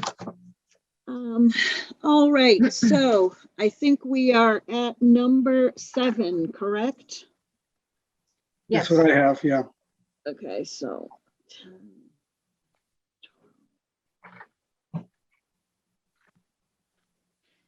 All right, Ari, would you like to tell us a little bit about this? I know you touched on some of it, but. Yeah, let's talk procurement. Yeah, it's a very exciting topic. As you know, I've been in my early days here trying to help clarify some policies and make sure that we have some consistency across the board and less uncertainty regarding when something's done one way or when it's done another way and so on. So, Todd Hassett and I have been working very closely on this draft procurement policy. It basically, the main message is that it reinforces both what's in the general laws as well as what's in 30B, and requires that the town, or states that the town will follow 30B requirements with a few special aspects that are unique to Lakeville. Per the general laws, the policy acknowledges that the town administrator serves as the chief procurement officer, which means that as the CPO, the town administrator will be responsible for managing our general procurement activity, as well as signing contracts and so on, and we'll also have the authority to award contracts and so forth. It also requires purchase orders for any purchases over $1,000. We'll be using Munis to be able to help us with processing that, as well as sign-offs, things along those lines. Purchases between 1,000 and 10,000 requires some business practices per 30B. 10,000 to 50,000 requires quotes, and 50,000 or more requires an RFP, unless there's a state contract available, in which case that can be written. Those are the major aspects of this. There's an internal document we have to just give departments sort of instructions on how to handle this and what to do and so on. Just follows with this, but this is the policy level document. And the intention is to try to establish some consistency in terms of the way we handle purchasing across the organization. Okay. So we need to review this and hopefully vote on it tonight. Does anyone want to make a motion and then we can have discussion, or does anyone want to discuss it first and then? I'll make a motion. We approve the procurement policy as presented by the town administrator. Okay, Right, because we don't have one in place, correct? No, right.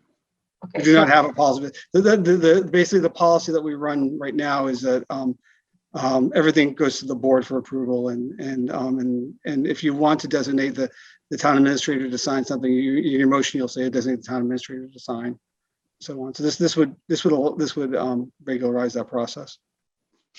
okay.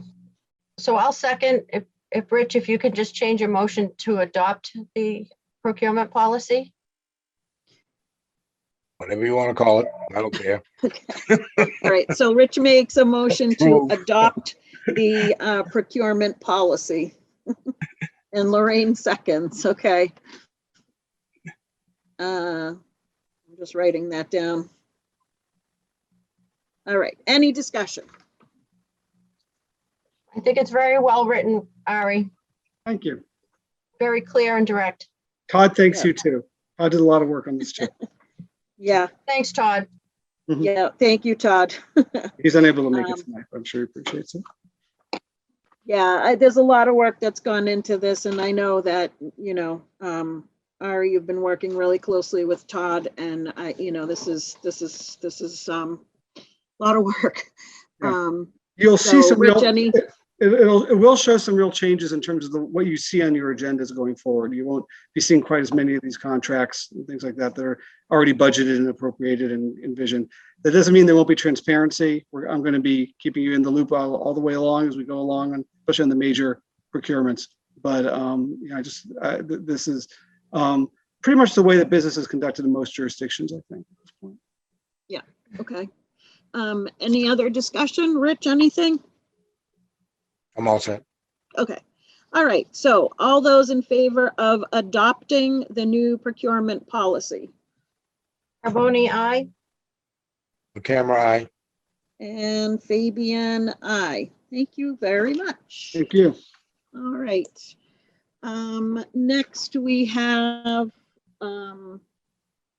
the fuel efficient vehicle policy. So this one came my way by way of Jim Kenny.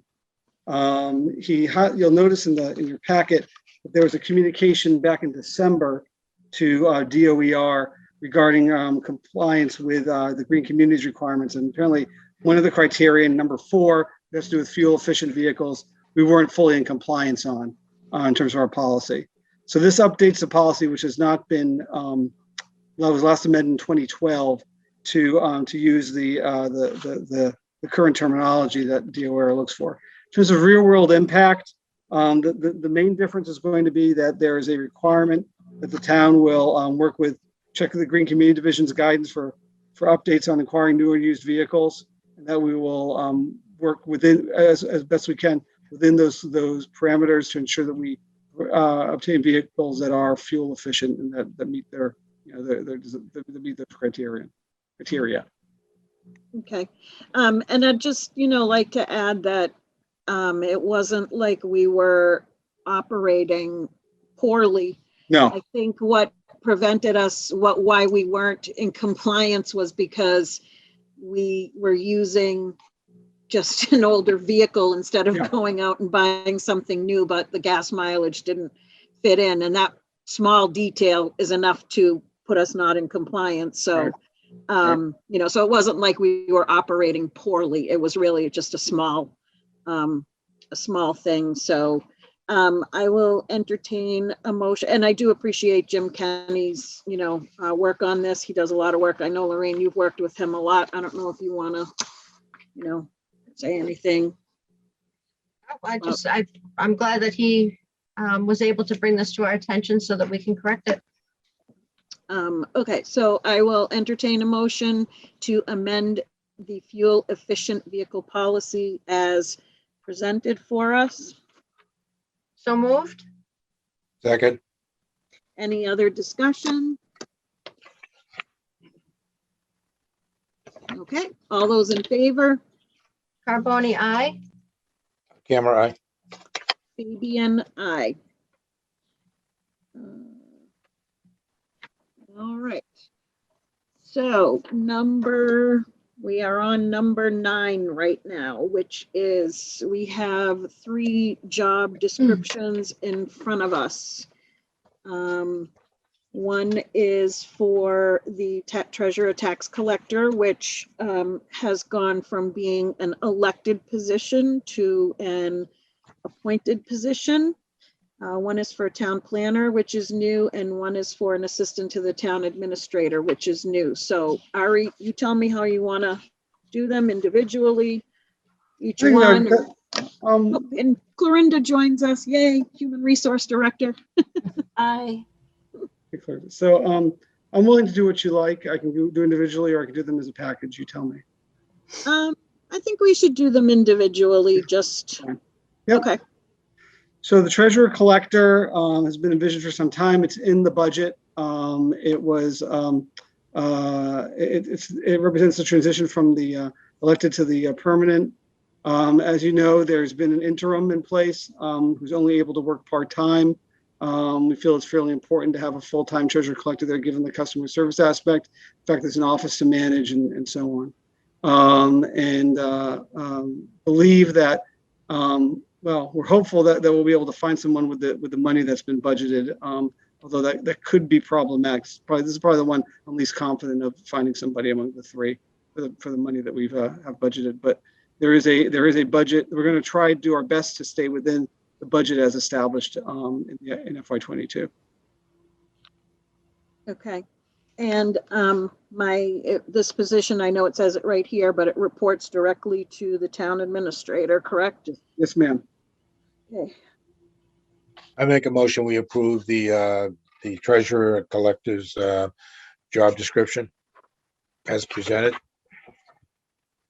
Second the motion. Okay. Any discussion?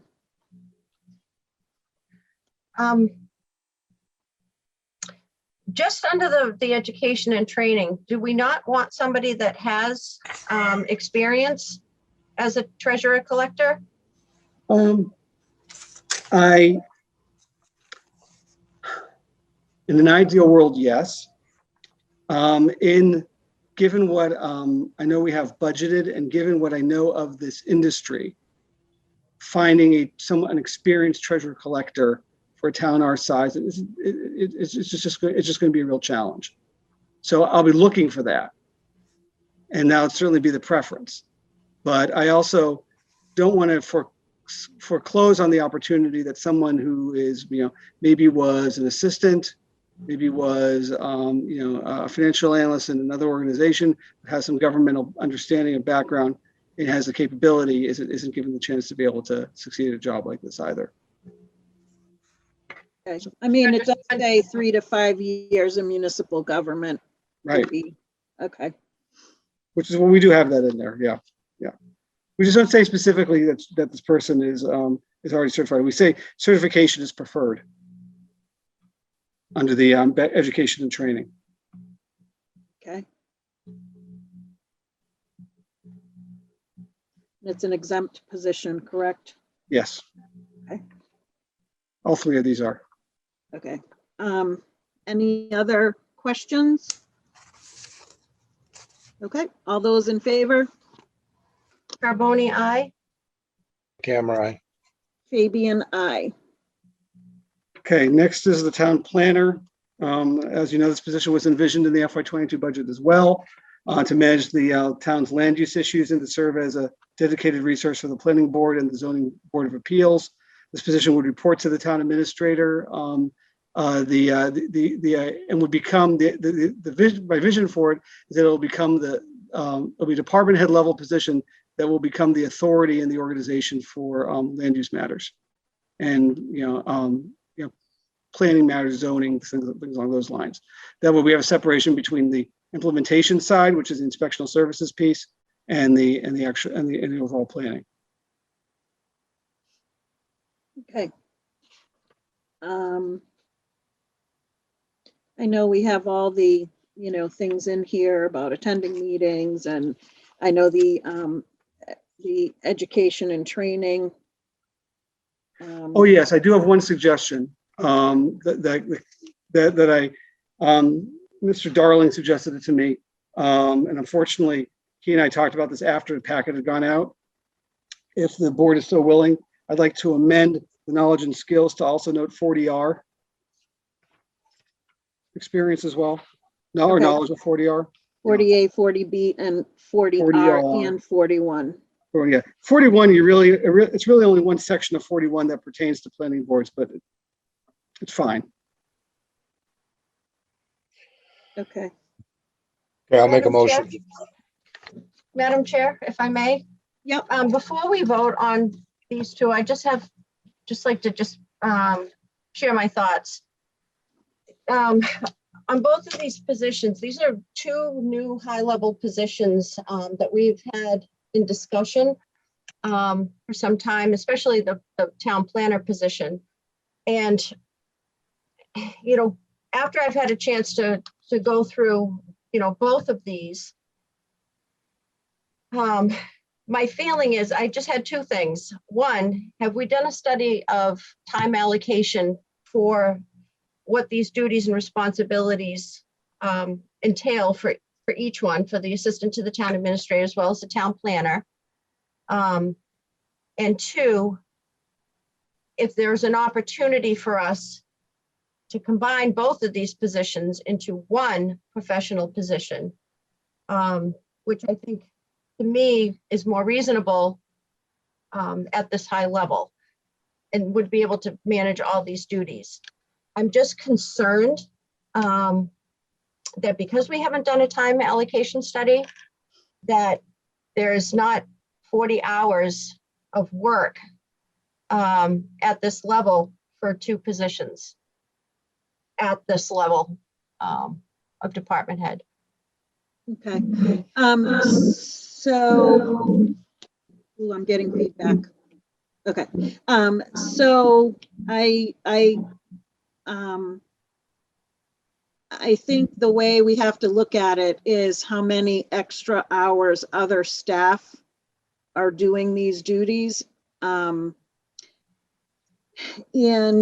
I know it was presented to us as a combined position in the past, and I wasn't in favor of a combined position in the past. So I'd rather we just work on each one. So, does anyone want to make a motion to accept the town planner position? It is, like Ari said, something that we budgeted for. I would note they are two very different skill sets as well. Yeah, I make a motion to approve the town planner position as presented. okay. Do you want a second, Lorraine? If you don't have to. All right, I'll step down as chair and I'll second the town planner position. So we can have discussion on it now. In response to your concern, I think that Lakeville has needed a town planner for a long time. I will say that Clorinda and I had the benefit of sitting in on the town administrator interviews, which were the semifinal rounds were conducted in private. And I'm pretty sure, if not all, at least 5 out of 6 candidates applying for the position of town administrator pretty much were scratching their heads saying, I can't really figure out why you guys haven't hired a town planner yet, a just true town planner. But all, at least 5 out of the 6, including Ari, mentioned that, Lakeville really needs a town planner. So I think that speaks volumes. And I do believe too that this is a much different skill set than what an assistant would be doing. And I would have a hard time, I think we would have a hard time trying to find someone that has planning experience wanting to be an assistant to someone. I think a planner is like a department head position. And I don't think that that person would, be an assistant to someone else. I also think that the planner, if our staff grows, would be able to manage other staff members. Madam Chair, for the record, I'm not opposed to a town planner. Yeah. But I think for the first time, with Ari being on board, I know we had discussed that we wanted to wait until Ari came on board so that he had some input, putting this description together. So because this is, first time that we're discussing, a job description, I just think it's a little aggressive to receive it and vote to adopt it as written at the first meeting. And again, I still believe, having reviewed both of these, that there's an opportunity for us to be able to allocate that $80,000 and identify somebody that would be able to do both of these things. Because we haven't done a study of allocated time for all of this, yeah, I know we need a town planner. I don't think that we have 40 hours worth of time available for a town planner. Madam Chair, I agree with you, Madam Chair, that we need a 40-hour week planner. I mean, this is not something that's new. I mean, we discussed this with the planning board and the Board of Appeals, over a year ago.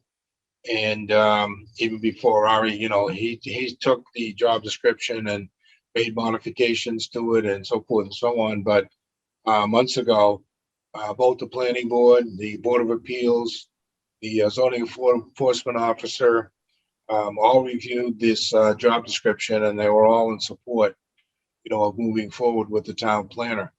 I think that there's a number of things that, is going to help with the town planner, especially in the zoning enforcement, area, and the building inspectors, office, that handling questions and day-to-day, inquiries about, properties and stuff like that. And I think that this is an absolute must, that we have to have this. And there's no question in my mind that this job would be 40 hours a week, based upon, we got the master plan implementation, plan that needs to be reviewed. We got the open space plan, being updated and so forth. And all these different boards and committees all have questions, about things having to do with zoning and so forth. And right now that's all going to Nate. And that's causing a big problem, in his office, in dealing with all these questions and concerns.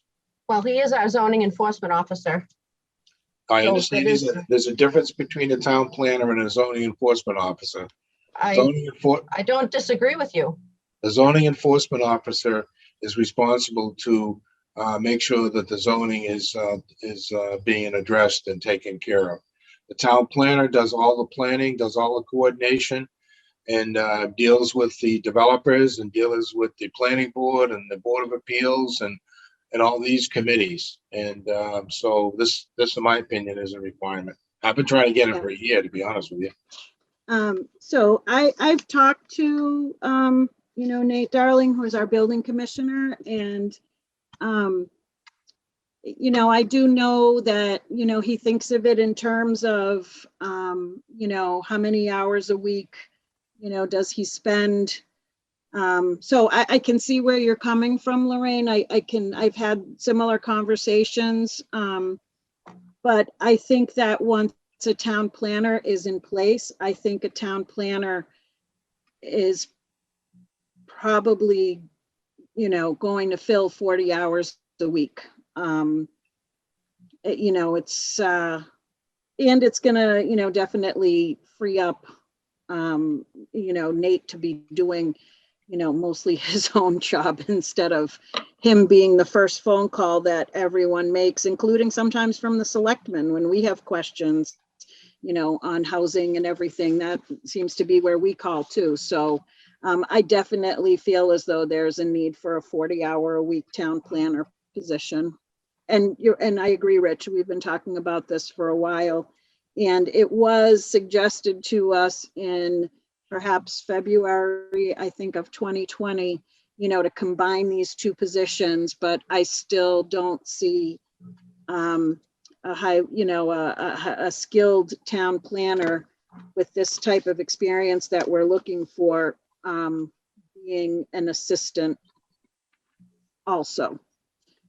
Well, wanting to be an assistant, I guess. They have skills to be a planner, which are quite, they invest their time into their career to be a planner. So, all right. And, just for the record and for everyone to know, we've looked at different options of sharing the cost of a planner, of, doing peer review and making the developer pay for planning services. But what we don't have is just someone looking out for Lakeville. And I believe that's what we need.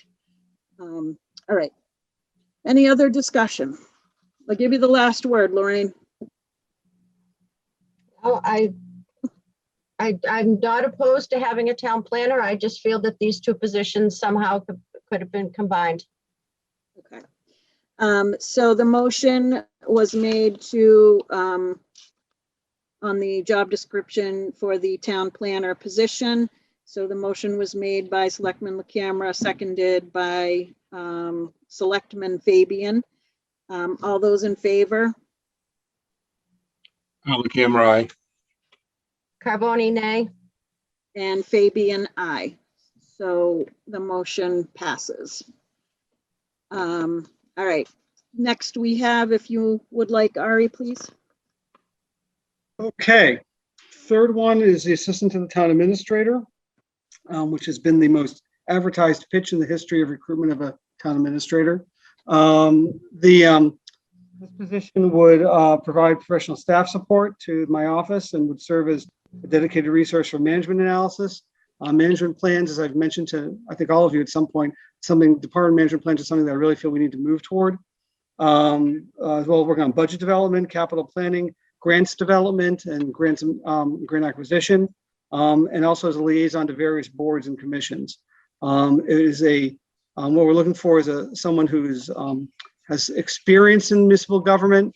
It doesn't necessarily have to be at my level, but has to have sort of a background and interest in pursuing a career in either probably municipal administration, something along those lines. And so that given what we felt we could afford to do and what we felt was available out there, we thought assistant to the town. There are a number of different terms for this kind of position. There's assistant town administrator, deputy town administrator, assistant to the town administrator, management analyst, all things. And so we decided assistant to the town administrator would probably be the most marketable term and most reflective of what we're looking at in terms of pricing. So be happy to answer any questions. Okay. Do we want to attempt a motion, or do we want to talk about it first? I'll make a motion to approve the job description for the assistant to the town administrator. Okay. I'm going to step down as chair and second the motion. and discussion.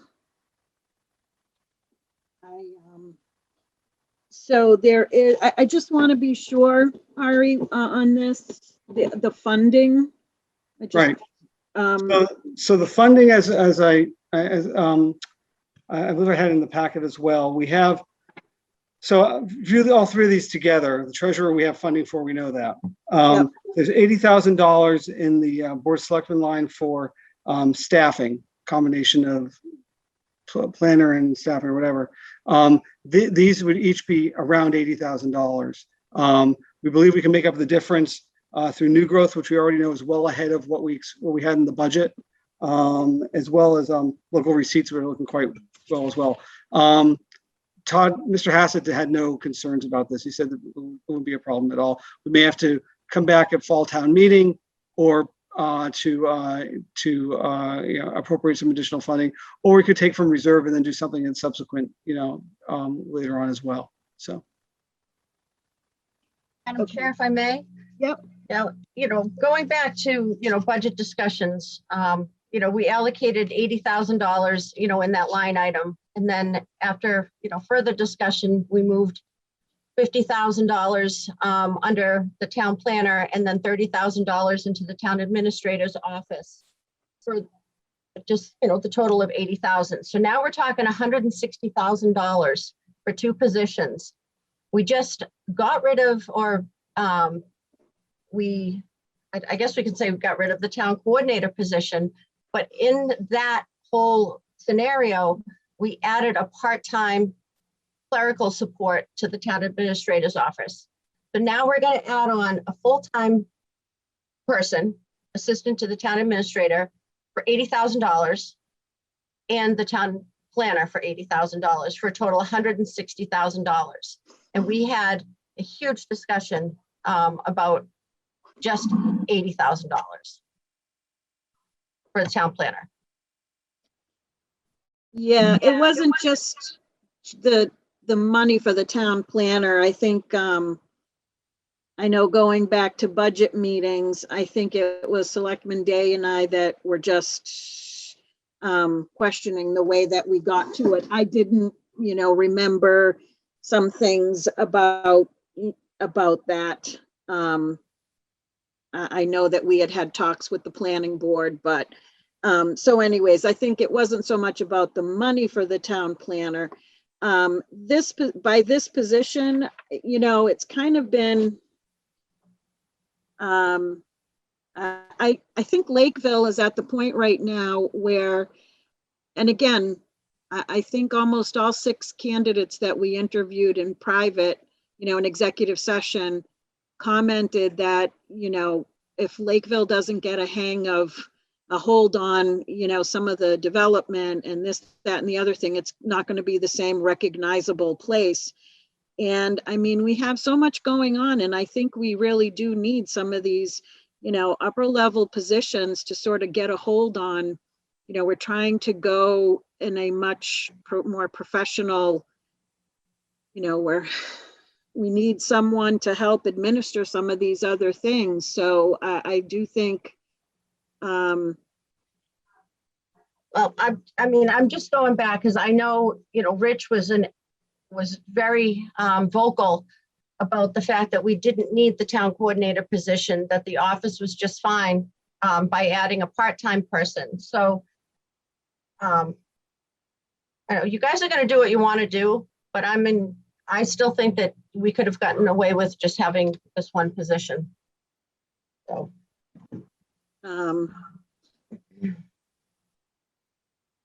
Rich, do you want to say anything? I guess the only thing that I want to say is, that during the interview process, for the town administrator, we realized some things that needed to be addressed, and that's including our own office, the selectman's office, and looking at, responsibilities and functions and things like that. And I think that that is an issue, and whether the part-timer, continues on, we'll have to see.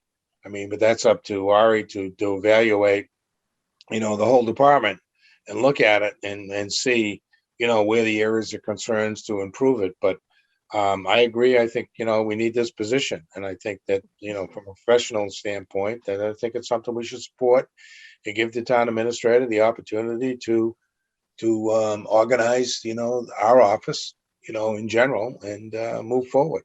And I'm not opposed to Ari. I understand the level of commitment and demand of the position in the office. But again, I just think that this is in haste based on just the recent conversations and decisions that have been made from the budget perspective as well as staffing perspective. So I'm making my So the only opinion other, the only other thing I'll add, Lorraine, is that, the selectmen, Rich was doing a lot. Brian and I also were, doing town administrator duties for, the last year. But what we weren't doing is what a town administrator should be doing, which is more management of, and more vision work, more, looking towards the future. So we were keeping the office working on a day-to-day basis. So the staff we had seemed to be sufficient, but, the expectations, which I'm going to bring this up later, the expectations and the goals that we're going to set for Ari, are going to require him to be forward thinking. And that's another reason why, we were looking for a highly, skilled and qualified town administrator, because I do think we need to get a handle on, the town of Lakeville. And I think he's the person to do it. And I think that we need to give him the support. In a short amount of time, he's already created, so much work that's going to, be better communication between everybody. And I think we need to just commit to this professional vision for our town and give him the support that he needs.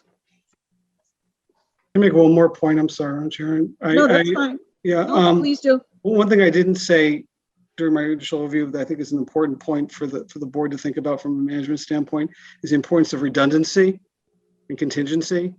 Right now, your top level executive function is very, very thin in terms of staffing. If I were to get hit by a bus, God forbid, or something like that, or be out or want to be out for a week on vacation, there's really no contingency whatsoever for that. We really need to have better systems in place to ensure that our processes and our efforts and so forth continue forward regardless. And while I'm not saying this person is an heir apparent or anything like that, because it's not, it is someone who can be who would, if somebody make the right hiring choice, could be an effective backup when needed, and frankly, a person for you guys to be able to reach out to if you can't get me right away. Which you'll see that you'll benefit from that as well, from having that level of information that you need, instead of having to keep fishing around and wait for me to be able to get back to you. So I think in general, I mean, all of these, in a way, all these positions are of a piece in that sense. And in that sense, Lorraine's absolutely right. They're all about, adding to the professional level staffing of the organization in a fairly significant way. That's going to cost a little money. It's understood. I think we can find ways to make that work.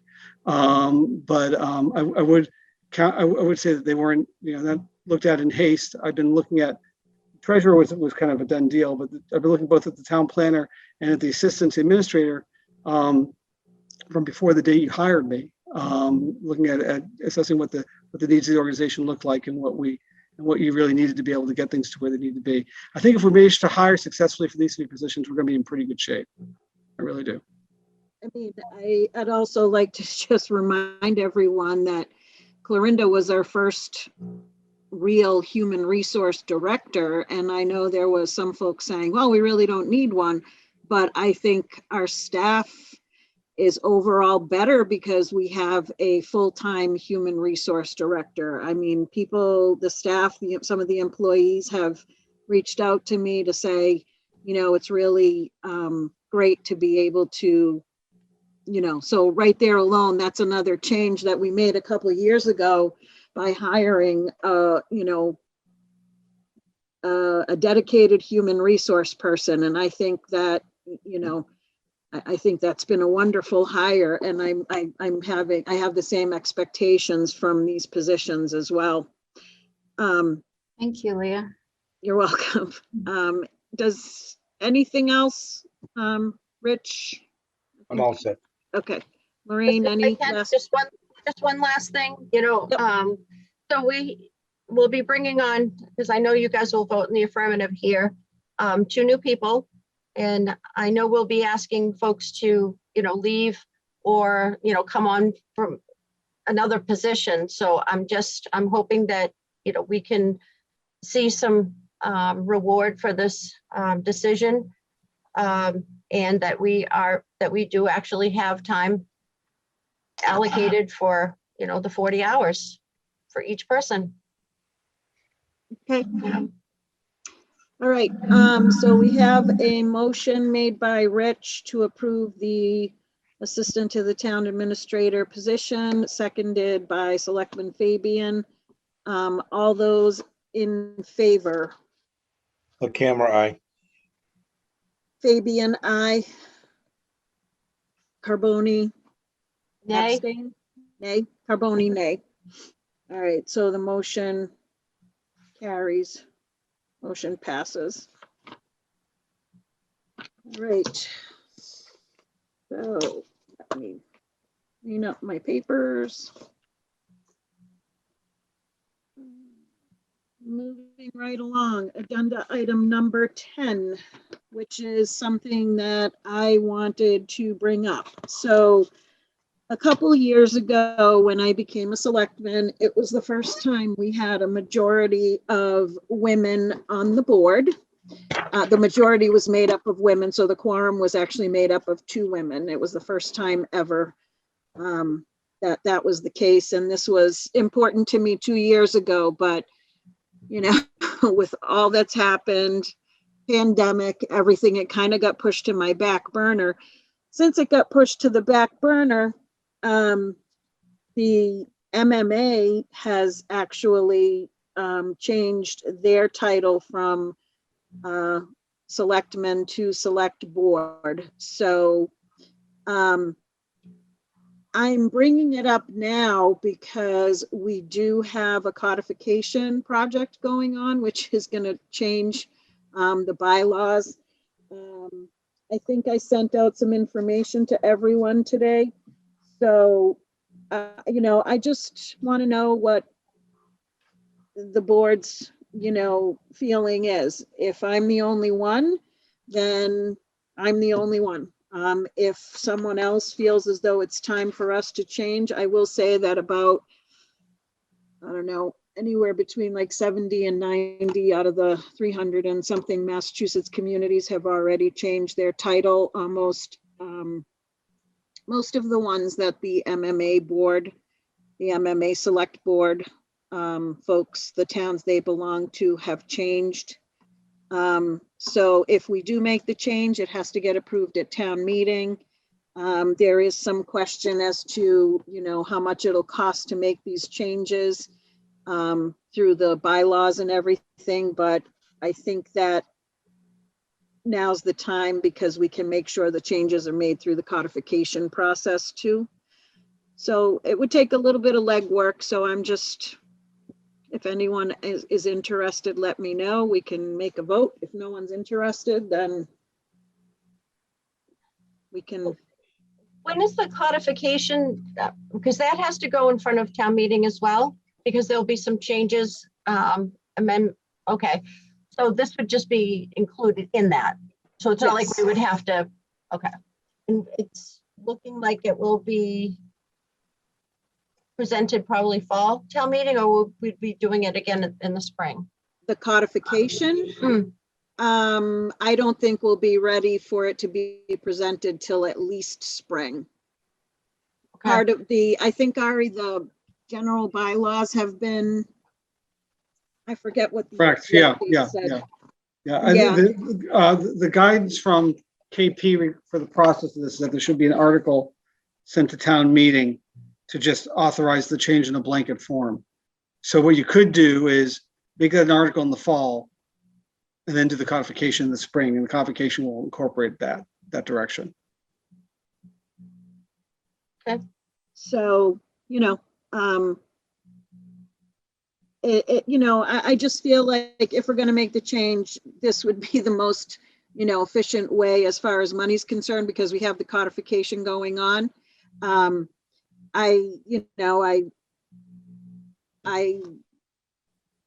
feel like we should be going to select board because I think more and more towns will be doing it. But it's, I will take the whatever, if you both feel it's not an issue, we shouldn't do it now, that's fine. If, I just feel like we need to bring it up, and that way, get some direction on it. Because a lot of what I'm reading is just more and more towns are changing, and sometimes I'd rather we not be the last to change with some of these things. I think it would, I mean, There's right a now, lot- Lorraine, There's you a and lot I less, are, yeah.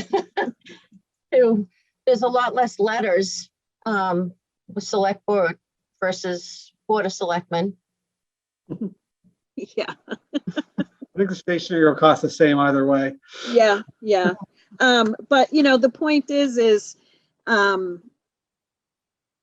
if it's almost more like the timing too. I think it's important? Yes, I do think it's important. I think the female gender should be represented, but it's not going to make or break my day. I don't get offended being called a selectman. But I do think that, in the same respect, I try to encourage young women to go after their dreams, regardless of whether it's a man-dominated field, whatever it may be. So, yeah, so it is important to me, but I'm not gonna, by any means, if the both of you say, no, it's not important to you right now, I'm not gonna do it by petition either. So I just think the timing is, if we take it to town meeting and people say yes, then we'll be able to, amend all the bylaws, respectively. If the townsfolk say no, we want it to remain Board of Selectmen, then the townsfolk have spoken. So. Well, I can make a motion that we change the name of the Lakeville Board of Selectmen to the Lakeville Select Board. Okay, I'll second the motion. all right. Any other discussion? The only discussion, Madam Chair, is it's just not the change in the bylaws and the general bylaws. I mean, there's some very significant changes that would have to be made, having to do with all policies and so forth and so on. So it can be quite extensive to do Yeah, that. no, So I just want everybody to be aware of that. That's all. Yeah, Yeah. You're absolutely right. It's true. I mean, it's really extensive. I mean, Yeah, I've been reading that, some towns, the changes have cost them about $1,000. Other towns and cities, it's closer to $8,000. So, and again, if when it comes to time, I'll be, forthwith with my information. So folks have can make an informed decision. But, I just think if we're going to do it, we have the codification that we can do it through, and we don't have to redo it after the codification is done. Madam Chair, might I suggest maybe appropriate motion might be just to direct staff to develop recommendations regarding the steps necessary and implications involved in going in retitling the Board of Selectmen to the Select Board with the intention of preparing an article for the fall town meeting. Oh, I like that motion. Okay. Do you want to amend the motion, Lorraine, or do you want? I'll rescind my motion and then I'll What he said. what Ari What he said. said. Okay. all right. I'll second that motion. Okay. Any other discussion? Madam Chair? Yep. I just have a question on select board. Is that two separate words? Are we running it together? Is it? 2 words. As Two Two words. Yeah, I Okay. believe everywhere I've seen it is 2 words. Yeah, Okay. 2 words. Thank Yeah. And, might I add that on one of the right to farm bylaw, they did refer to us as select board. So, a lot of folks are doing it anyways. So, okay. All those in favor? Carboni, aye. LaCAM, aye. Fabian, aye. Thank you for that. Okay. Next, we have review the list of current boards, committees, and commissions. So we had started doing some of this a couple weeks ago. I know Selectman LaCamera had reminded at least me that last year we said that we'd like a little bit of time to discuss some of these things. And I just couldn't get it on the agenda for a couple of weeks ago because I had a really bad week as far as family was concerned. So this is the list of current boards, committees, and commissions. And these will be done in July. So Rich, I don't know if you want to go through these and which ones you want to talk about. If you want, Madam Chair. Yep. Okay.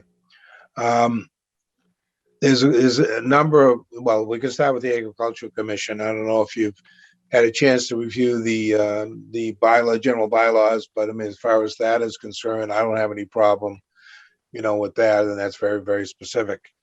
As far as the Board of Appeals are concerned, that's set by state statute.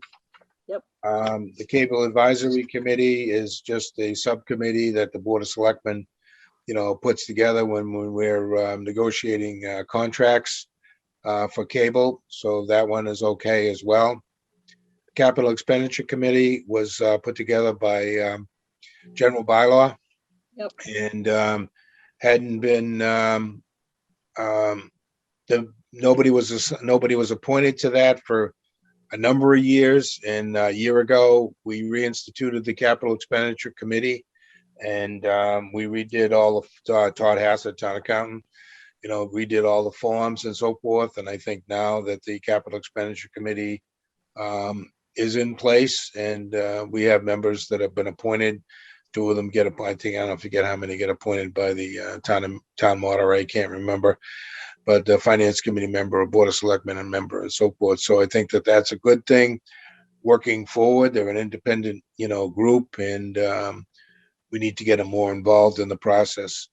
The Conservation Commission is also required by state statute, so that's fine as well. I had brought up the Economic Development, Committee as a concern. I am all in favor of economic development, in town. My concern, and I asked Tracy to provide you a copy of the charge of the committee before, and you should have it in your packet. It's in the packet. And I'm all for it. That's great. But somehow, some way, they kind of lost their way here. They haven't met in 4 years, and we need to either look at the current charge of the committee as to what they're supposed to be doing, and move this thing forward. So I don't have any objection to it. It's just that I asked town clerk's office to provide me copies of all the agendas and all the minutes, of the committee. And I just think that we need to decide what we're going to do going forward. And if it's not working the way it is, we need to fix it. So, Okay. So that's one. okay, the Energy Advisory Committee seems to be okay. It seems to be working pretty well. The Historical Commission, once again, is a bylaw. The Lakeville Arts Council does a terrific job, and, they seem to always have a full complement of members. The Master Plan Implementation Committee is in place and is now getting very active and looking at, implementing the master plan. So they've had a number of meetings, and I know they're going to want to meet with us, pretty soon to talk about some of the items that are on that plan, which is great. We need to do that. And of course, that once again falls into, the town planner situation, where the town planner should be, doing the coordination and the management, of the master plan, and pulling all the pieces together that are needed, for the committees and the boards and whatever.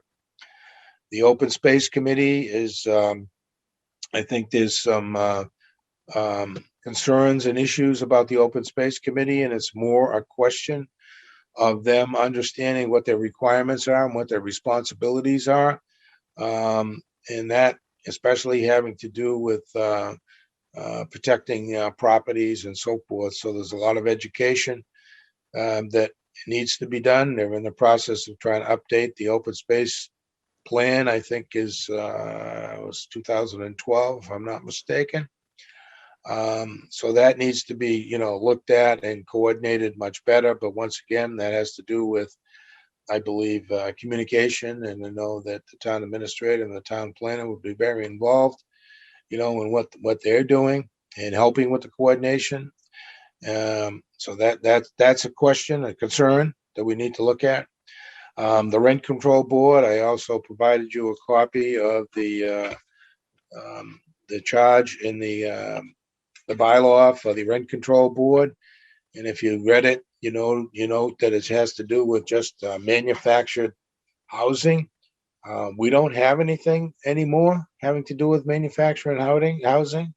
So that board ought to be disbanded, because it's really not a rent control board as we know it as a rent control board. That was only to manage one development. That development now has been sold a number of years ago, actually. And they have their own associations. And it really had to do with the owner of that property was charging them higher rent than they should be charged. And we asked for special legislation in order to help and control that. And that issue has already been addressed. So that is no longer required, for the town, because we don't have manufactured housing anymore. So there's that one. Town Forest Committee is a requirement. You have one vacancy. The Police Station Building Committee can be disbanded. The police station project is completed. So that can be disbanded. The Project Review Committee for the 43D, which only applied to the Lakeville Hospital, that committee can be disbanded as well, because they submitted the application to the planning board, and the planning board takes that application, and the permitting requirement is under their jurisdiction. So that's not needed anymore either. Emergency Planning Committee, we need that, and the Council on Aging. The only other thing that I want to mention is that I strongly feel that we have people that have been appointed to some of these committees that don't live in town. And I think they ought to live in town. And that's just my opinion. We have, what do we got, 11,000 plus residents? If we can't find a few people to serve on some of these committees, then shame on us. So I think that ought to be addressed. Like three out of the 7 members of the Open Space Committee don't live in town, and I don't think that's right. And then there's a few others, as well. So that's my 2 cents. Okay. I don't think you mentioned the zoning bylaw review. Thank you. I think the structure of that, they haven't met, and I got all those minutes too, and they haven't met. Yeah, it's been a couple of years, right? It's almost 3 years, I believe. So once again, I think we need to look at, the structure of that, the charge of, what they're supposed to be doing, and try to either eliminate it or try to fix it, because right now it's not functioning the way it should function. Okay, so I guess the easiest way to look at these is the Police Station Building Committee, the Project Review Committee for 43D. We can certainly look to dissolve those, disband those. I'm not quite sure what the word is. I agree with you on the Economic Development Committee that we need to look at that, because I think I had mentioned before that I had reached out and I only heard back from one person out of everybody when I, had a specific question. So I guess right now where, the other ones, like you mentioned, are either operating really well, providing us with, good work. But we have the Economic Development Committee that needs some work, the Rent Control Board that we're questioning whether we need to have it or not, Police Station Building Committee, Project Review Committee that we know we can dissolve.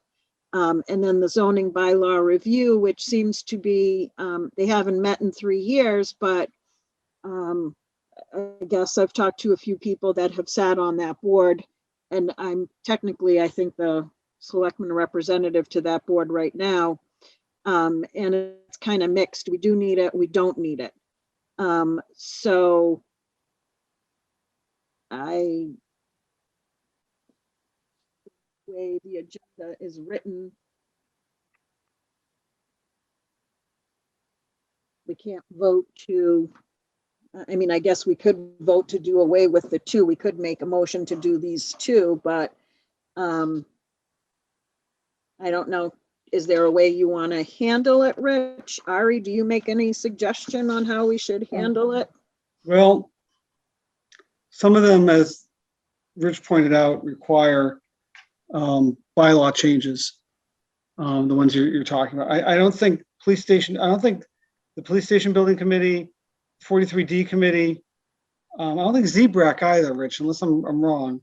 No, that one was just put together, I think, by the Right. selectmen. I don't think any of those require, legislative action. That's Yeah. correct. Yeah, just the Rent Control Board. That's correct. But we don't have to appoint them now. No, you don't have, you haven't. They- you don't have- They're inactive, yeah. and they've been Right. active for years, so. Right. And that's But one we approach. did- You could do that. You could Yeah. just keep it that, you just keep it sort of moribund. And then if someone comes along with some manufactured housing at some point, I suppose you could, you could reconstitute it. But yeah, that's one thing to do if you want to avoid going to town meeting over the issue. Yeah. Anyways, so those are my 2 cents. Yep. So I guess for our next agenda, we could put on here to, to make a vote. If we do it tonight, we have to ratify it anyways at the next meeting. So I guess we can put those 2 to, 3. Just the 3. Yeah. 3, right. And then I don't know, I guess we could, ask the town administrator to, reach out. Well, again, I don't know. If they haven't met, have we been appointing them right along? I didn't think. You haven't been, not for a while. I have a town council opinion, which I sent to you all, I don't know, a few weeks ago. Yep. That laid out kind of the scenario, and they basically said you need to repeal that bylaw, and then repeal the board. And so it'd be a 2-step process. Could be headed down at the same time, but it's 2 steps. Okay. So again, I've talked to a couple of different people about the zoning bylaw review one. I think it had its purpose when it was established to get some zoning stuff cleaned up, but I don't think, again, they haven't met in 3 years. I tried to, get us to meet, but there's some redundancy, arguably, yeah, with planning right. board. So yeah. And I think there were issues with, the planning board not looking at some bylaws. I don't know. That's a little bit before my time as selectman. So, that's why that was created. Anything I would say right now would be speculation. So I'll stop. So I guess maybe we can put these on the next agenda, Ari, and say, Police Station Building Committee, So I guess we can just ask you to put these in a form so that we can vote to do away with the ones we don't need anymore. And I don't know, maybe just make a decision on the rent control board, just not to appoint anyone. But at least we've addressed it.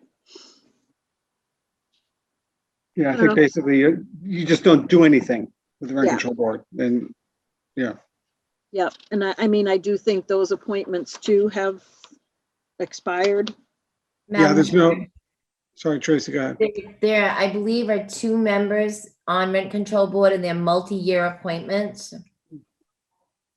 Okay, I thought we hadn't, So- I didn't realize we had anybody on there still. Okay. okay.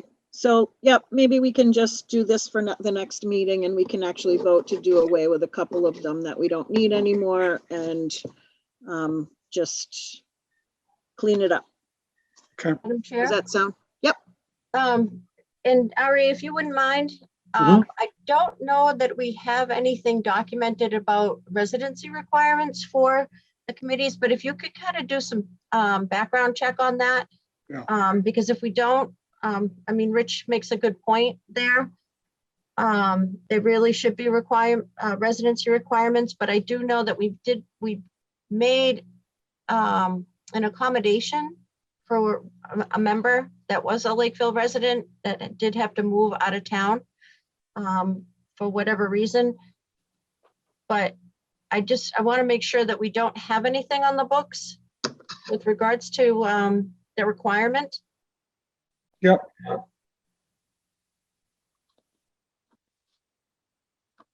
Okay. I mean, it would be, nice for some folks, new folks to jump in. Okay, that's good. We're good on that?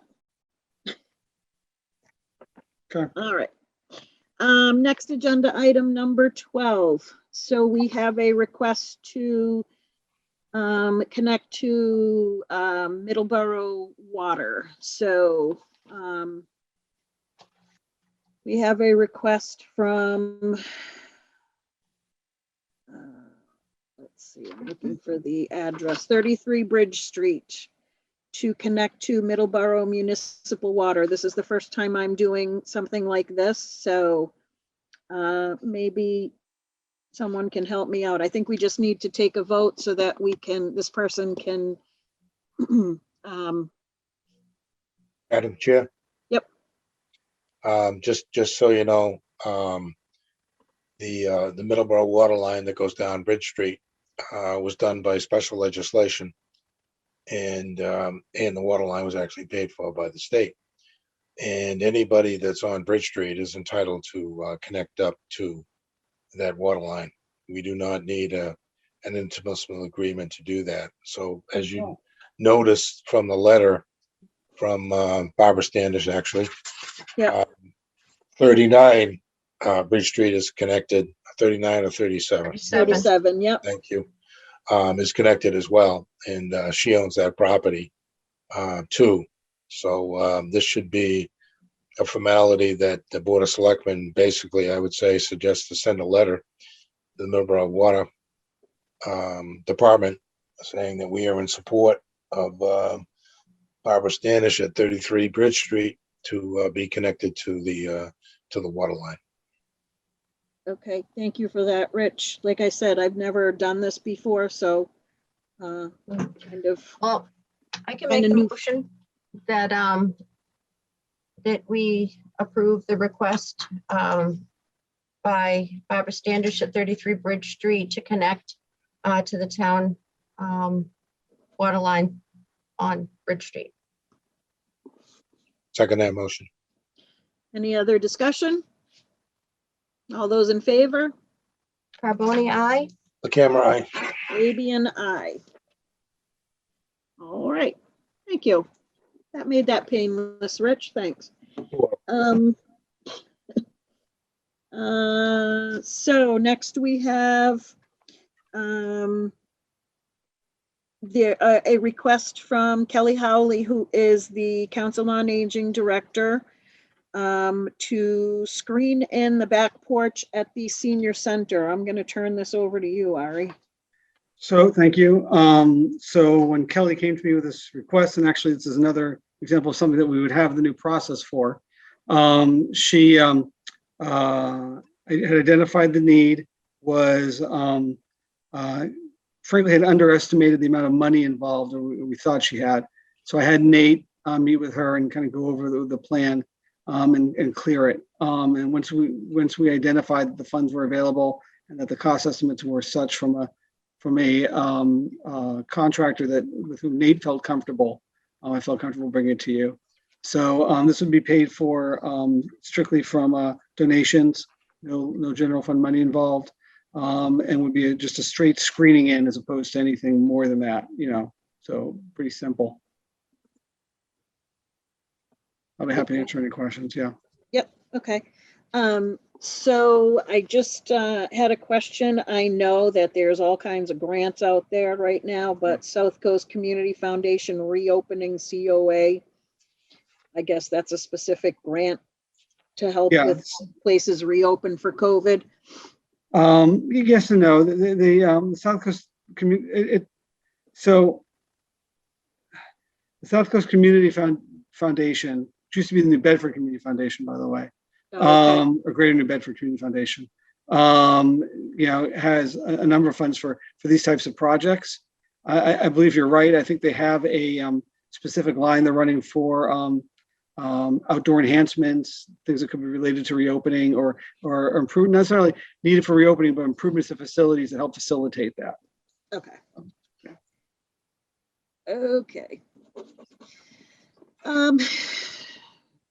I'll entertain a motion to approve the screening in of the back porch at the senior center. Moved. Second. Any other discussion? All those in favor? Carboni, aye. LakeCAM, aye. Fabian, aye. All right. So agenda item number 14, review and vote to award the SCRSG Southeastern Regional Supply Group, I think. Services group. Yep. Yep. Yeah. DPW supply bids. So Sursage has gone out to bid for DPW services from July 1st, 2021 to June 30th, 2022. And the following bids are attached. DPW Director Franklin Moniz has reviewed the bid results and recommends approval. So they require the Board of Selectmen to sign the acceptance of the contract, which is why we need to bring it to you. Yeah. So I think we can probably do them all as one. So yes. I'll read them. So I make a motion, I'll step down as chair and I will make a motion to approve the bids as followed. Dense graded crushed stone from LaRusso Corporation, $16.65 per ton. 3/4 inch stone, LaRusso Corporation, $19.95 per ton. Catch basin frames, 4 flange includes grates. EJ Company, $347.03 each. Catch basin squares, square grates, EJ Company, $130.20 each. Catch basin extension frames, 1 inch. John Hoadley and Sons, $85.25 each. Catch basin extension frames, 1.5 inch. John Hoadley and Sons, $91.50 each. Catch basin extension frames, 2 inch. John Hoadley and Sons, $104 each. Hot Fix FOB TL Edwards, $63.45 per ton. Winter Mix FOB LaRusso Corporation, $93.50 per ton. Mixed grade unleaded gasoline, Dennis K. Burke Incorporated. So 0.0522 per gallon. Ultra low sulfur diesel, Dennis K. Burke Incorporated, 0.0522 per gallon. Do we need to clarify that? Tracy, I think it's fine, right? Okay. I'm sorry, what? The 5.22 cents per gallon. Yes, I did get clarification from Sursage today that that figure would be for both fuel items. Okay. So that's a grand total of approximately, well, $156,000, $156,093.70. I think I made that motion. Second. Okay. Any discussion? All those in favor? Carboni, aye. Camera eye. Fabian, aye. Thank you, Franklin, for doing all that work for us. Okay, so agenda item number 15th. We have a request from Sun Multisport Events to hold the Cranberry Tri-Fest on August 21st. 21st, 2021, and a possible vote to approve. So in the packet, there is the information that's been submitted to us from Multisports Events. This is the company that's done these before. As we all recall, last year, these events were canceled because of COVID. I do want to mention that the year before, we threw some, last minute changes at them because of mosquitoes, and they responded very well by changing their times a little bit and, requiring bug spray. We were also able to, get the park sprayed. My point is we threw them some last minute curveballs and they responded well to it. I know that the fire chief and the police chief and the health agent have all approved the event. So this is up to us now. And I know in the past, we've received a couple of complaints that bikers ride 3 or 4 across. They've mentioned many times in this, and I think it was better actually in 2019. There was less of that. So their, intention is to make sure they have enough judges or people on the course to make sure that's not happening. And they will also send postcards to folks along the route, including myself, to give them notice that the race is going to be going by their home. Discussion. No discussion. Does anyone want to make a motion to approve the Madam request? Chair, I'll make a comment, and I expressed my concern last year, and it didn't happen, but I have a problem. For for-profit businesses that are using the town facilities, and we're talking here, last time they had over 1,000 people participate, which is quite extensive. And I have no problem with the PMCs of the world, the nonprofits, which is 100% of their money, goes to cancer research or whatever it happens to be. And in this particular case, I think that the town ought to be getting more money for them to use our facilities, especially the Ted Williams camp, because they're going to be tying up the Loon Pond Lodge and the Ted Williams camp for 2 full days, which could be used for other functions, especially the Boston Tavern and so forth. The other problem that I have is that the what they call the Tri-Fest Sprint Run course, which is going through the Heritage Hill neighborhood, and it's all going around in circles there, and which means that there's going to be, instead of just one lane of runners, there's going to be multiple lanes of runners on those roads, which is going to cause problems having to do with traffic and stuff like that. And the year before last, there was an accident at the corner of Precinct Street and Old Powder House Road. They've had accidents on Highland Road and Heritage Hill. And once again, I expressed my concern that the management of this is a problem. One things I've got a number of complaints about bike riders. They say they're gonna go in single files and they don't. They just go 2s or 3s across, and especially when you're having multiple lanes in the same roads, because they do overlap. With that amount of participants, that's a concern. So I just want to express my concern again. Okay, thank you, Rich. Lorraine, any comments? No. Okay. So I know that we've been talking about some sort of a road fee that we should be charging for these things, because, you know, the DPW does send out the street sweeper before, sends it out after, goes through, make sure there's no potholes and everything else to prep for this.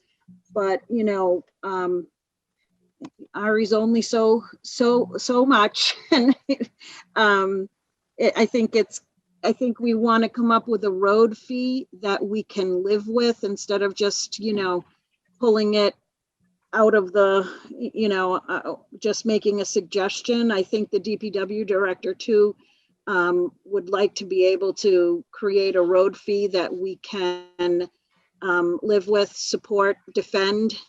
I have asked Franklin to come up with a methodology on that, and he and I are going to work on that. This whole thing didn't really come to my attention until last week, Wednesday. Yeah. So yeah, but So- I'll we'll work on that. so and I mean, this isn't just for this race in particular. This is for, you know, some of the other races that happen too on the Lakeville roads. So, you know, I you know, I have a feeling that if we allow it, it's going to be very well attended. I do believe that they make donations to, you know, some local organizations. So I'm looking for it, but I just can't find it here if they've made any mention. Madam Chair, it's $1,500. Okay.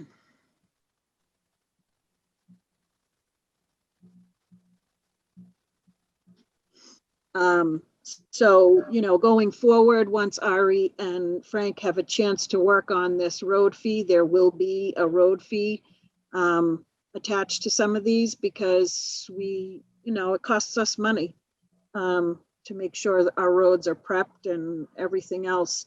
But I you know, I don't know if anyone wants to make a motion to approve. Well,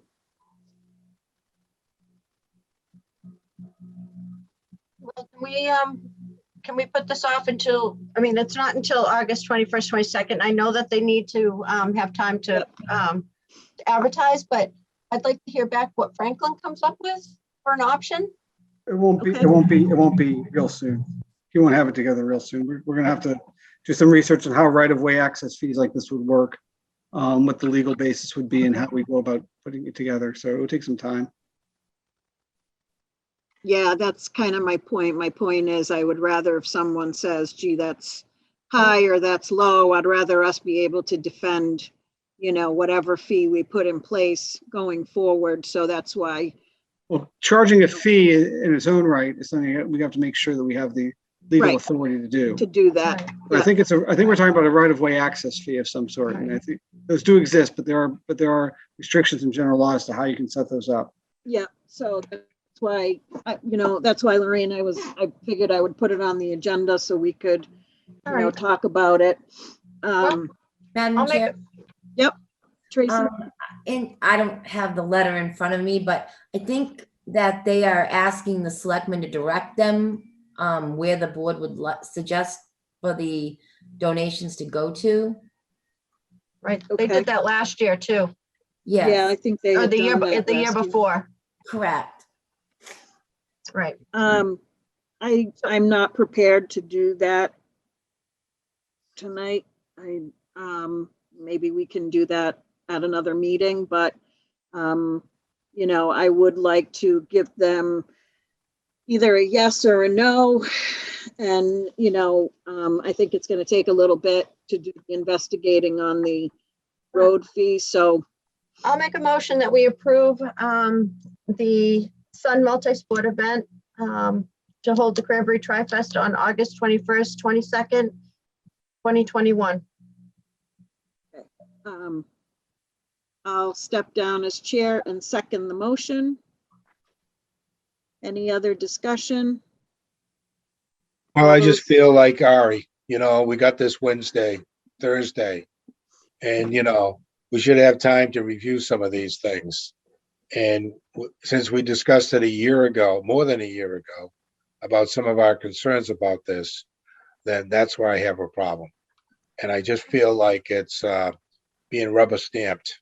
So, Okay, I mean, we That's can certainly,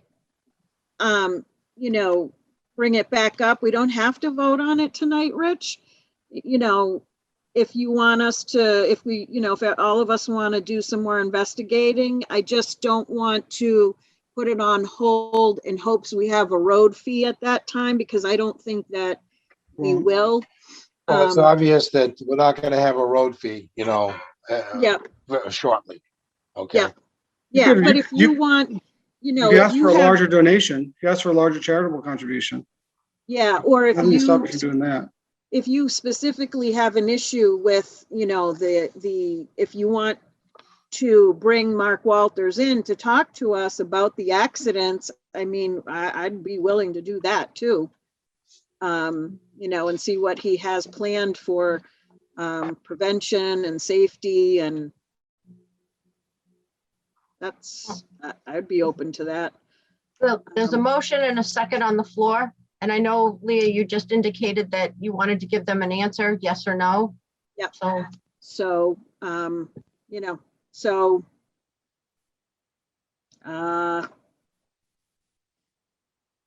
okay. So let's call for the motion. All those in favor? Carboni, aye. Fabian, aye. LaCamera? LaCamera, no. No, okay. So the motion passes, but maybe we can reach out to Mr. Walters and ask him for, to come meet with us and address some of our concerns. Because everything that Rich said is true. There were a couple of accidents. We just want to be sure that he acknowledges that and, gives us some sort of plan for prevention. Okay. Okay.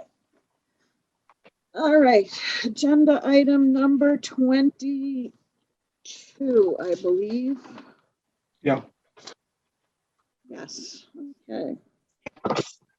So we have two employees that have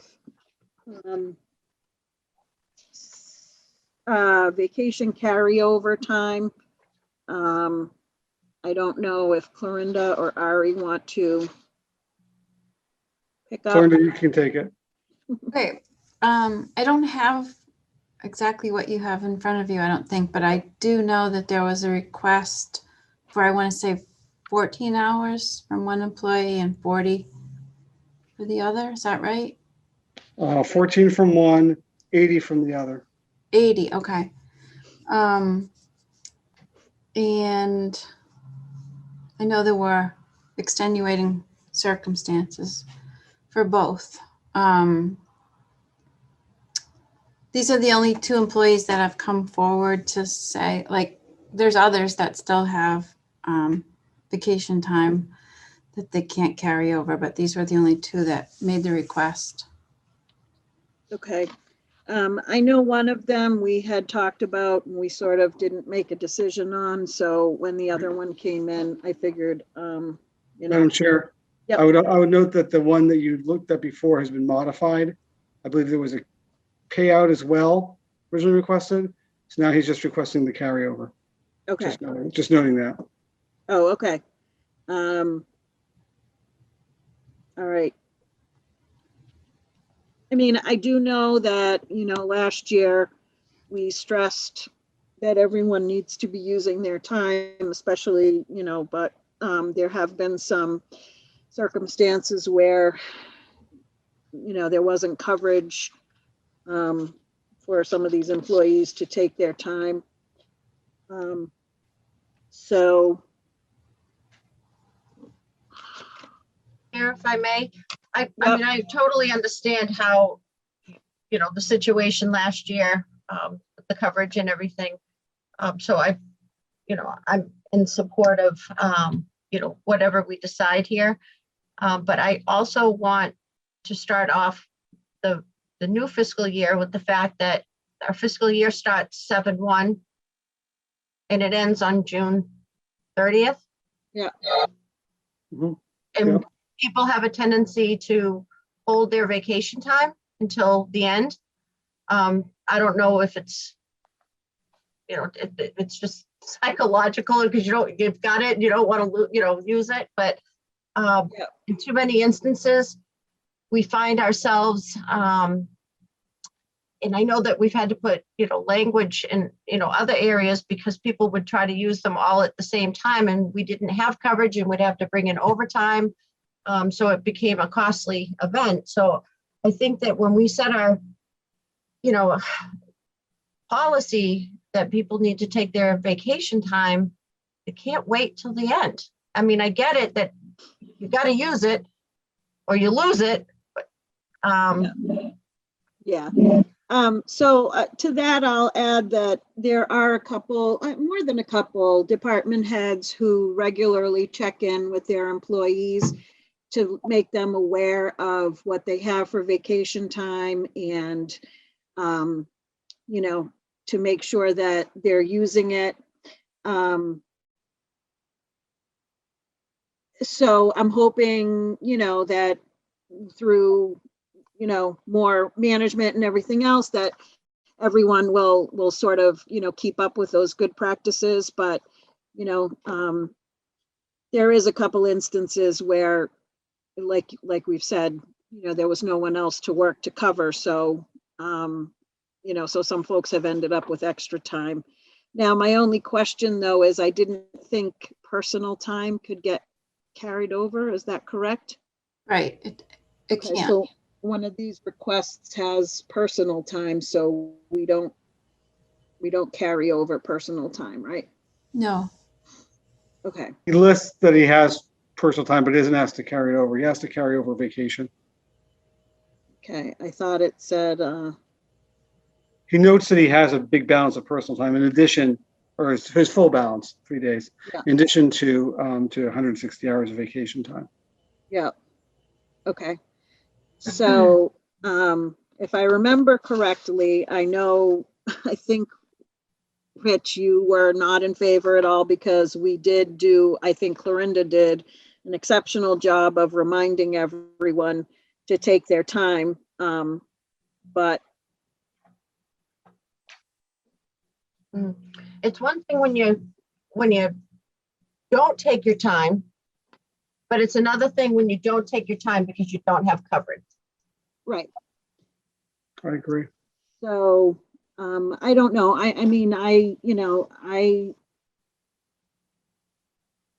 We can do them separately, I guess. I'll step down from the chair and make the motion that we,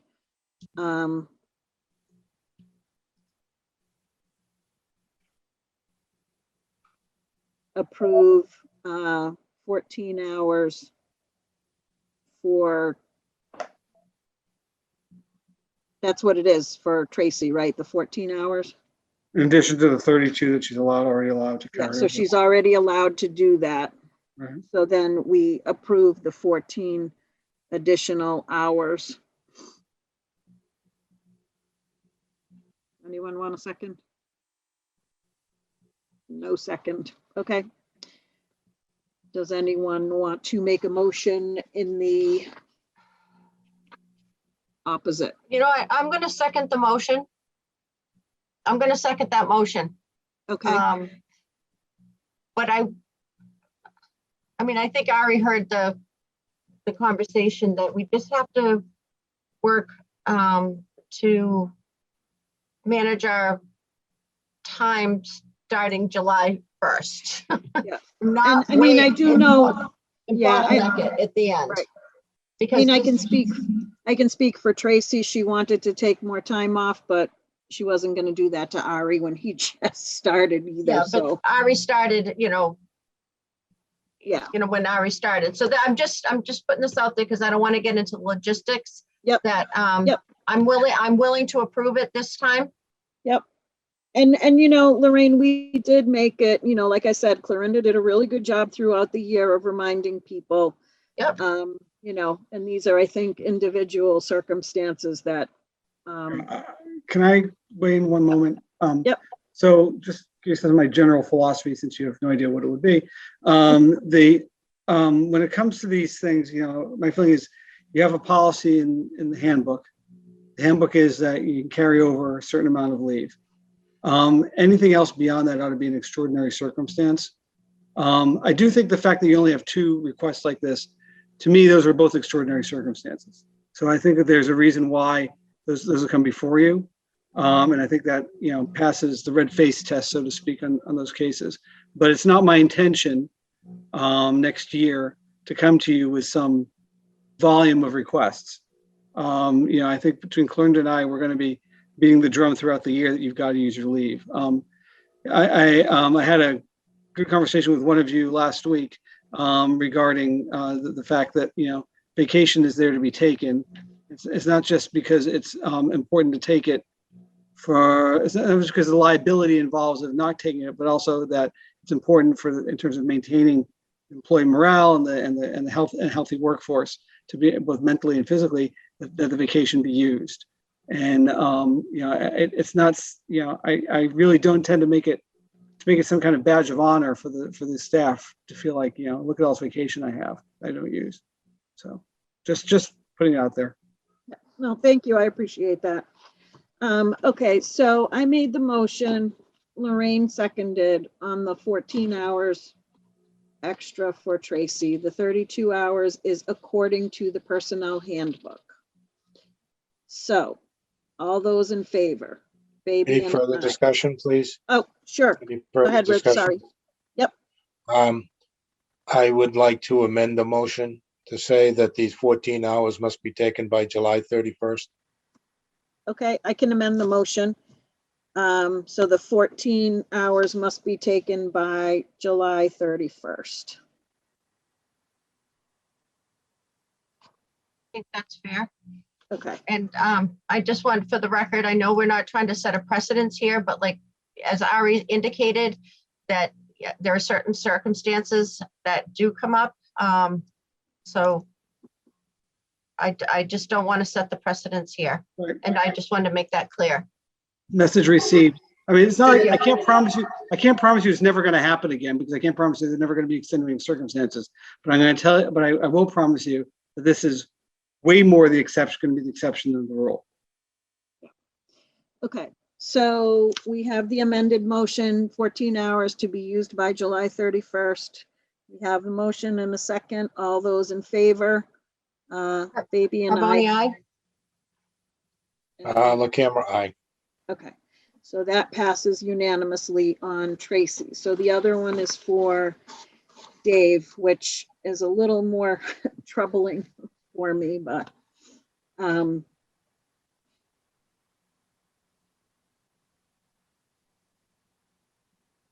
so out of the amount here, 32 are allowed by the handbook, right?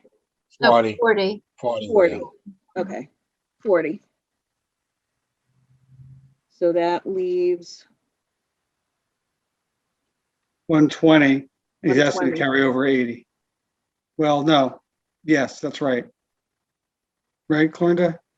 He wants to carry over an additional 80 from the, In addition to the 40, which yeah, means he'd still have 40 left plus his personal time. for this year. Yeah, that's my question. My question, is it a total of the 160? Yeah, sorry, I didn't see the amended memo, so I'm not. yeah. So from the 160, right? The handbook allows for 40. Yeah. Right.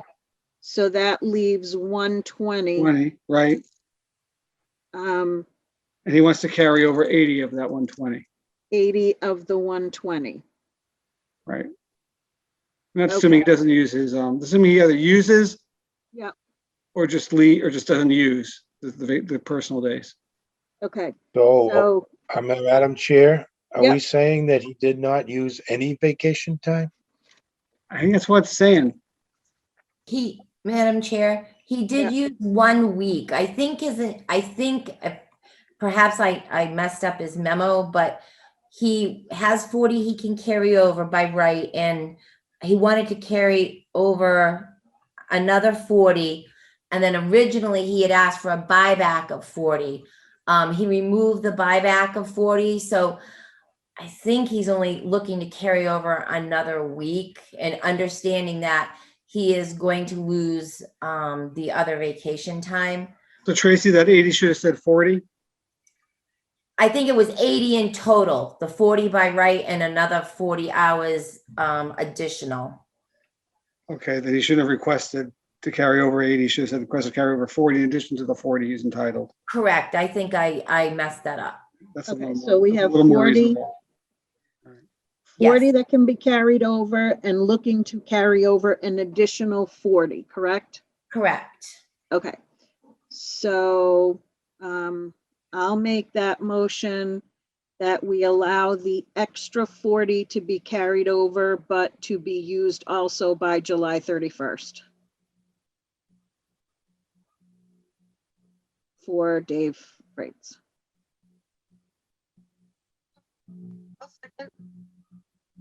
Okay, so Lorraine seconded. Any discussion? I just want to make sure I'm clear. We're saying out of 160 hours, he didn't use any of that? He used 40, which was, you know how they get the 40 that they can carry Carried over over from the prior year. prior year. He used that. And then I think he may have used one additional day. That's it. Well, that's a serious problem. That's extraordinary. I'm sorry. I Yeah. shouldn't say that in a meeting. Sorry to That's say this. extraordinary. Yeah. That's extraordinary. Yeah, So that's why, I do feel like, and I do know that the handbook says whatever you carry over is supposed to be used, I thought, in the first 6 months. Isn't that what it says, Clorinda? Yes. I think Dave, as I've learned, as I've heard, there was no backup, like none. Right. So basically there was no one else to do animal control services but him. I some period of disagree time. with that. That's what I was disagree with told. You may be right, Rich. That's what I was told. that. I'm sorry. No, it's okay.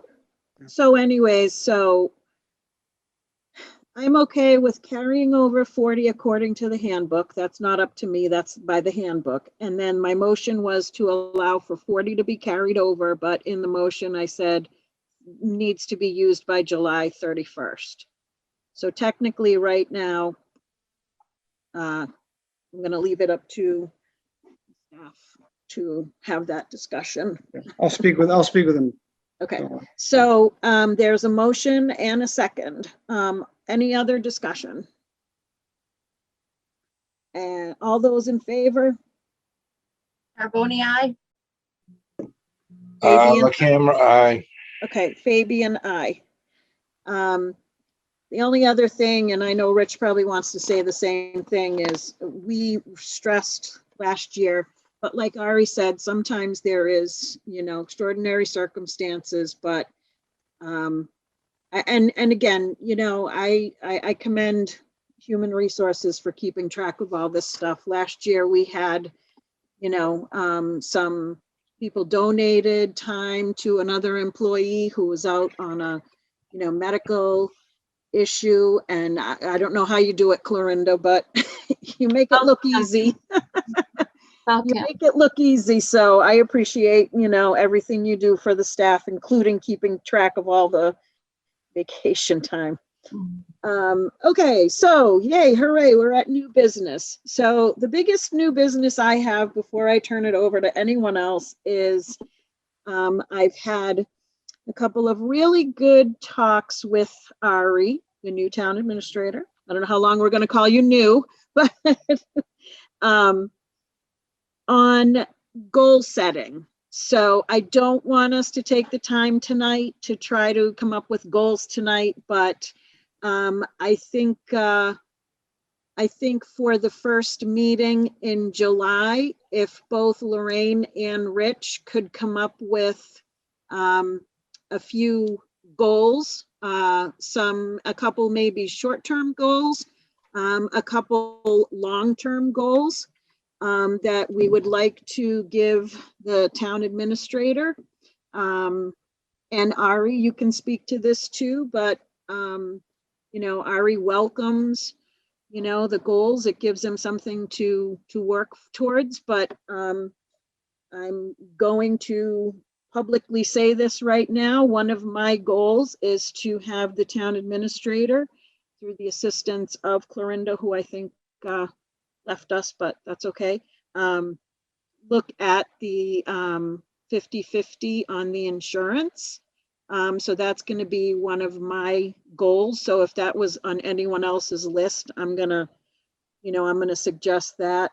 But I do think that there's a few things that we need to, like I said before, we want the town administrator to be looking, towards the future for us too. So if everyone could come up with something for the beginning of the first meeting in July, but I'll ask Ari to speak a little bit to it, and then maybe Lorraine and Rich can weigh in a little bit too. So thank you. I think there are a number of ways that we communicate with one-on-one, just stuff coming on, things in the moment, that sort of thing, and maybe, bigger picture discussions every now and then too. But I think it's important for the board to have a sort of structural process where you provide me on a corporate basis with direction on sort of the major issues of the day that need to be dealt with.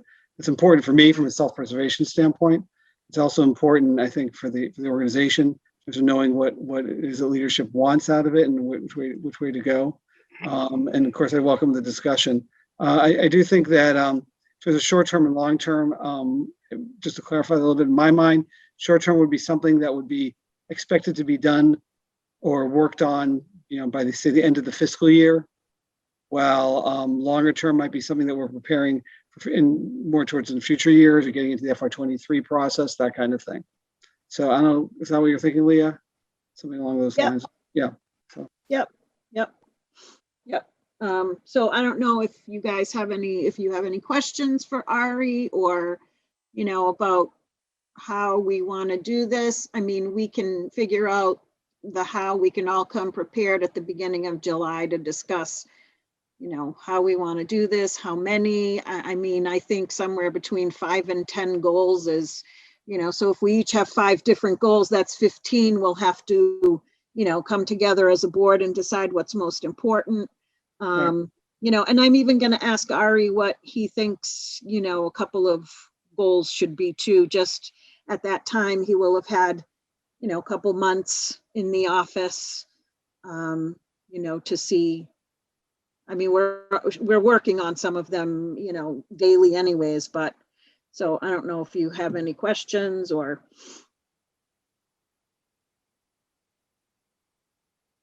No questions? Ready, July 12th. Yeah, maybe get them to me. If you give them to me the week before, or like in an email or something, doesn't be no format, just like an email, so we can include it with the packet. That way everybody shares it and has it for the meeting. I think that makes a lot of sense. Sure. Okay. Anyone else have, that's it for me for new business. Does anyone else have new business?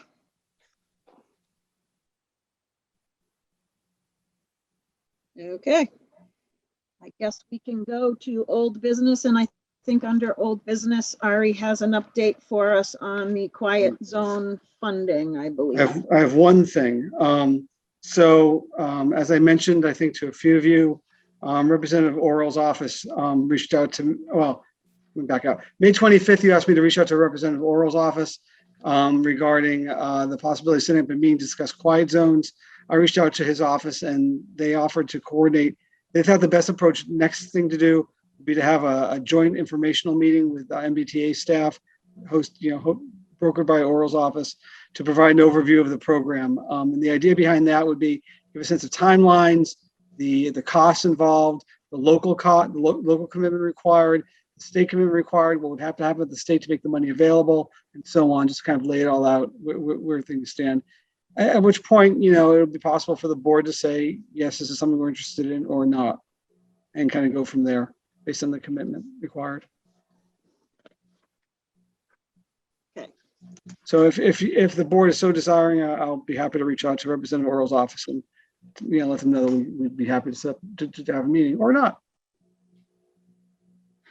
I think, Rich, wasn't that your, you wanted us to do that? No, I don't want to do it. I'm not interested in quiet zones, quite frankly. Okay. I think there's a lot of work behind doing it.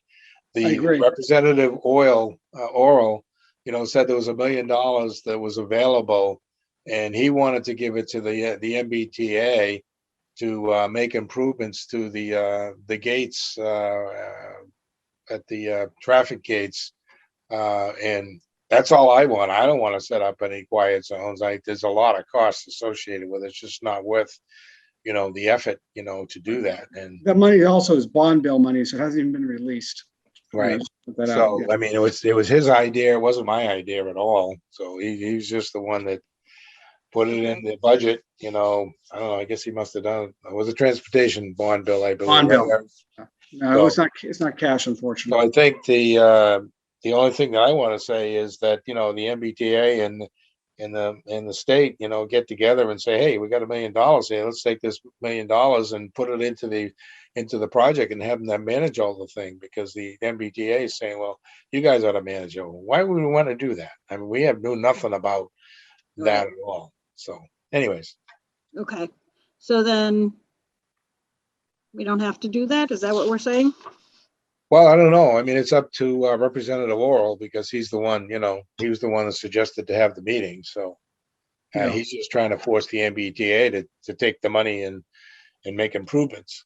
But he's not asking the town to make the improvements. Yeah. Okay. All right. Well, I guess that's some direction. Right, Ari? That's what we're trying to accomplish, right? Yeah, and I think that's what Orrell's office is trying to accomplish as well. Right. He wants to do this he wants to have this meeting where it kind of lays out the costs. We all get bug-eyed and say, my goodness. And then we talk about, the way this money can be leveraged to do interim measures. Correct. All right. That's the way I read it. That's the way I understood it anyway. So, yeah. Okay. Any other old business? Well, hold on. Do you want me to set up a meeting or not?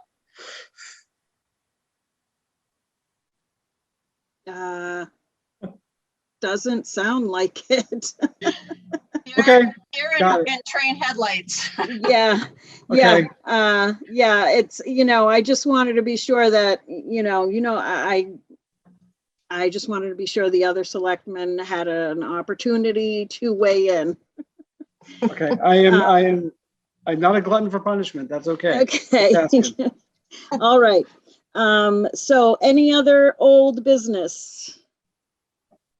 Leah, just if I can, and we'll put this on a future agenda. I just want to revisit our, agenda packets being posted on, the website prior to meetings, and timing of minutes getting posted to the website. We don't have to discuss it tonight. Just like to be able to put it on another agenda, just so that we can fine tune it. Okay. And that's not just for us with the minutes, that's everybody. Everybody. Yep. So I think Ari has had some communication about clarifying what needs to be posted. So we can add that to the next. Okay.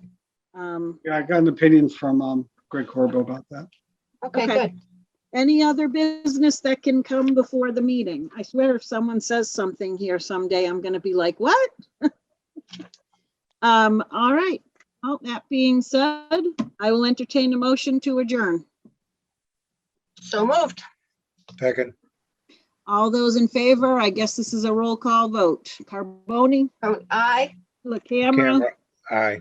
And Fabian, aye. Thank you very much. Thank you, Tracy. Thank you. Thank you, LakeCAM. Thank you.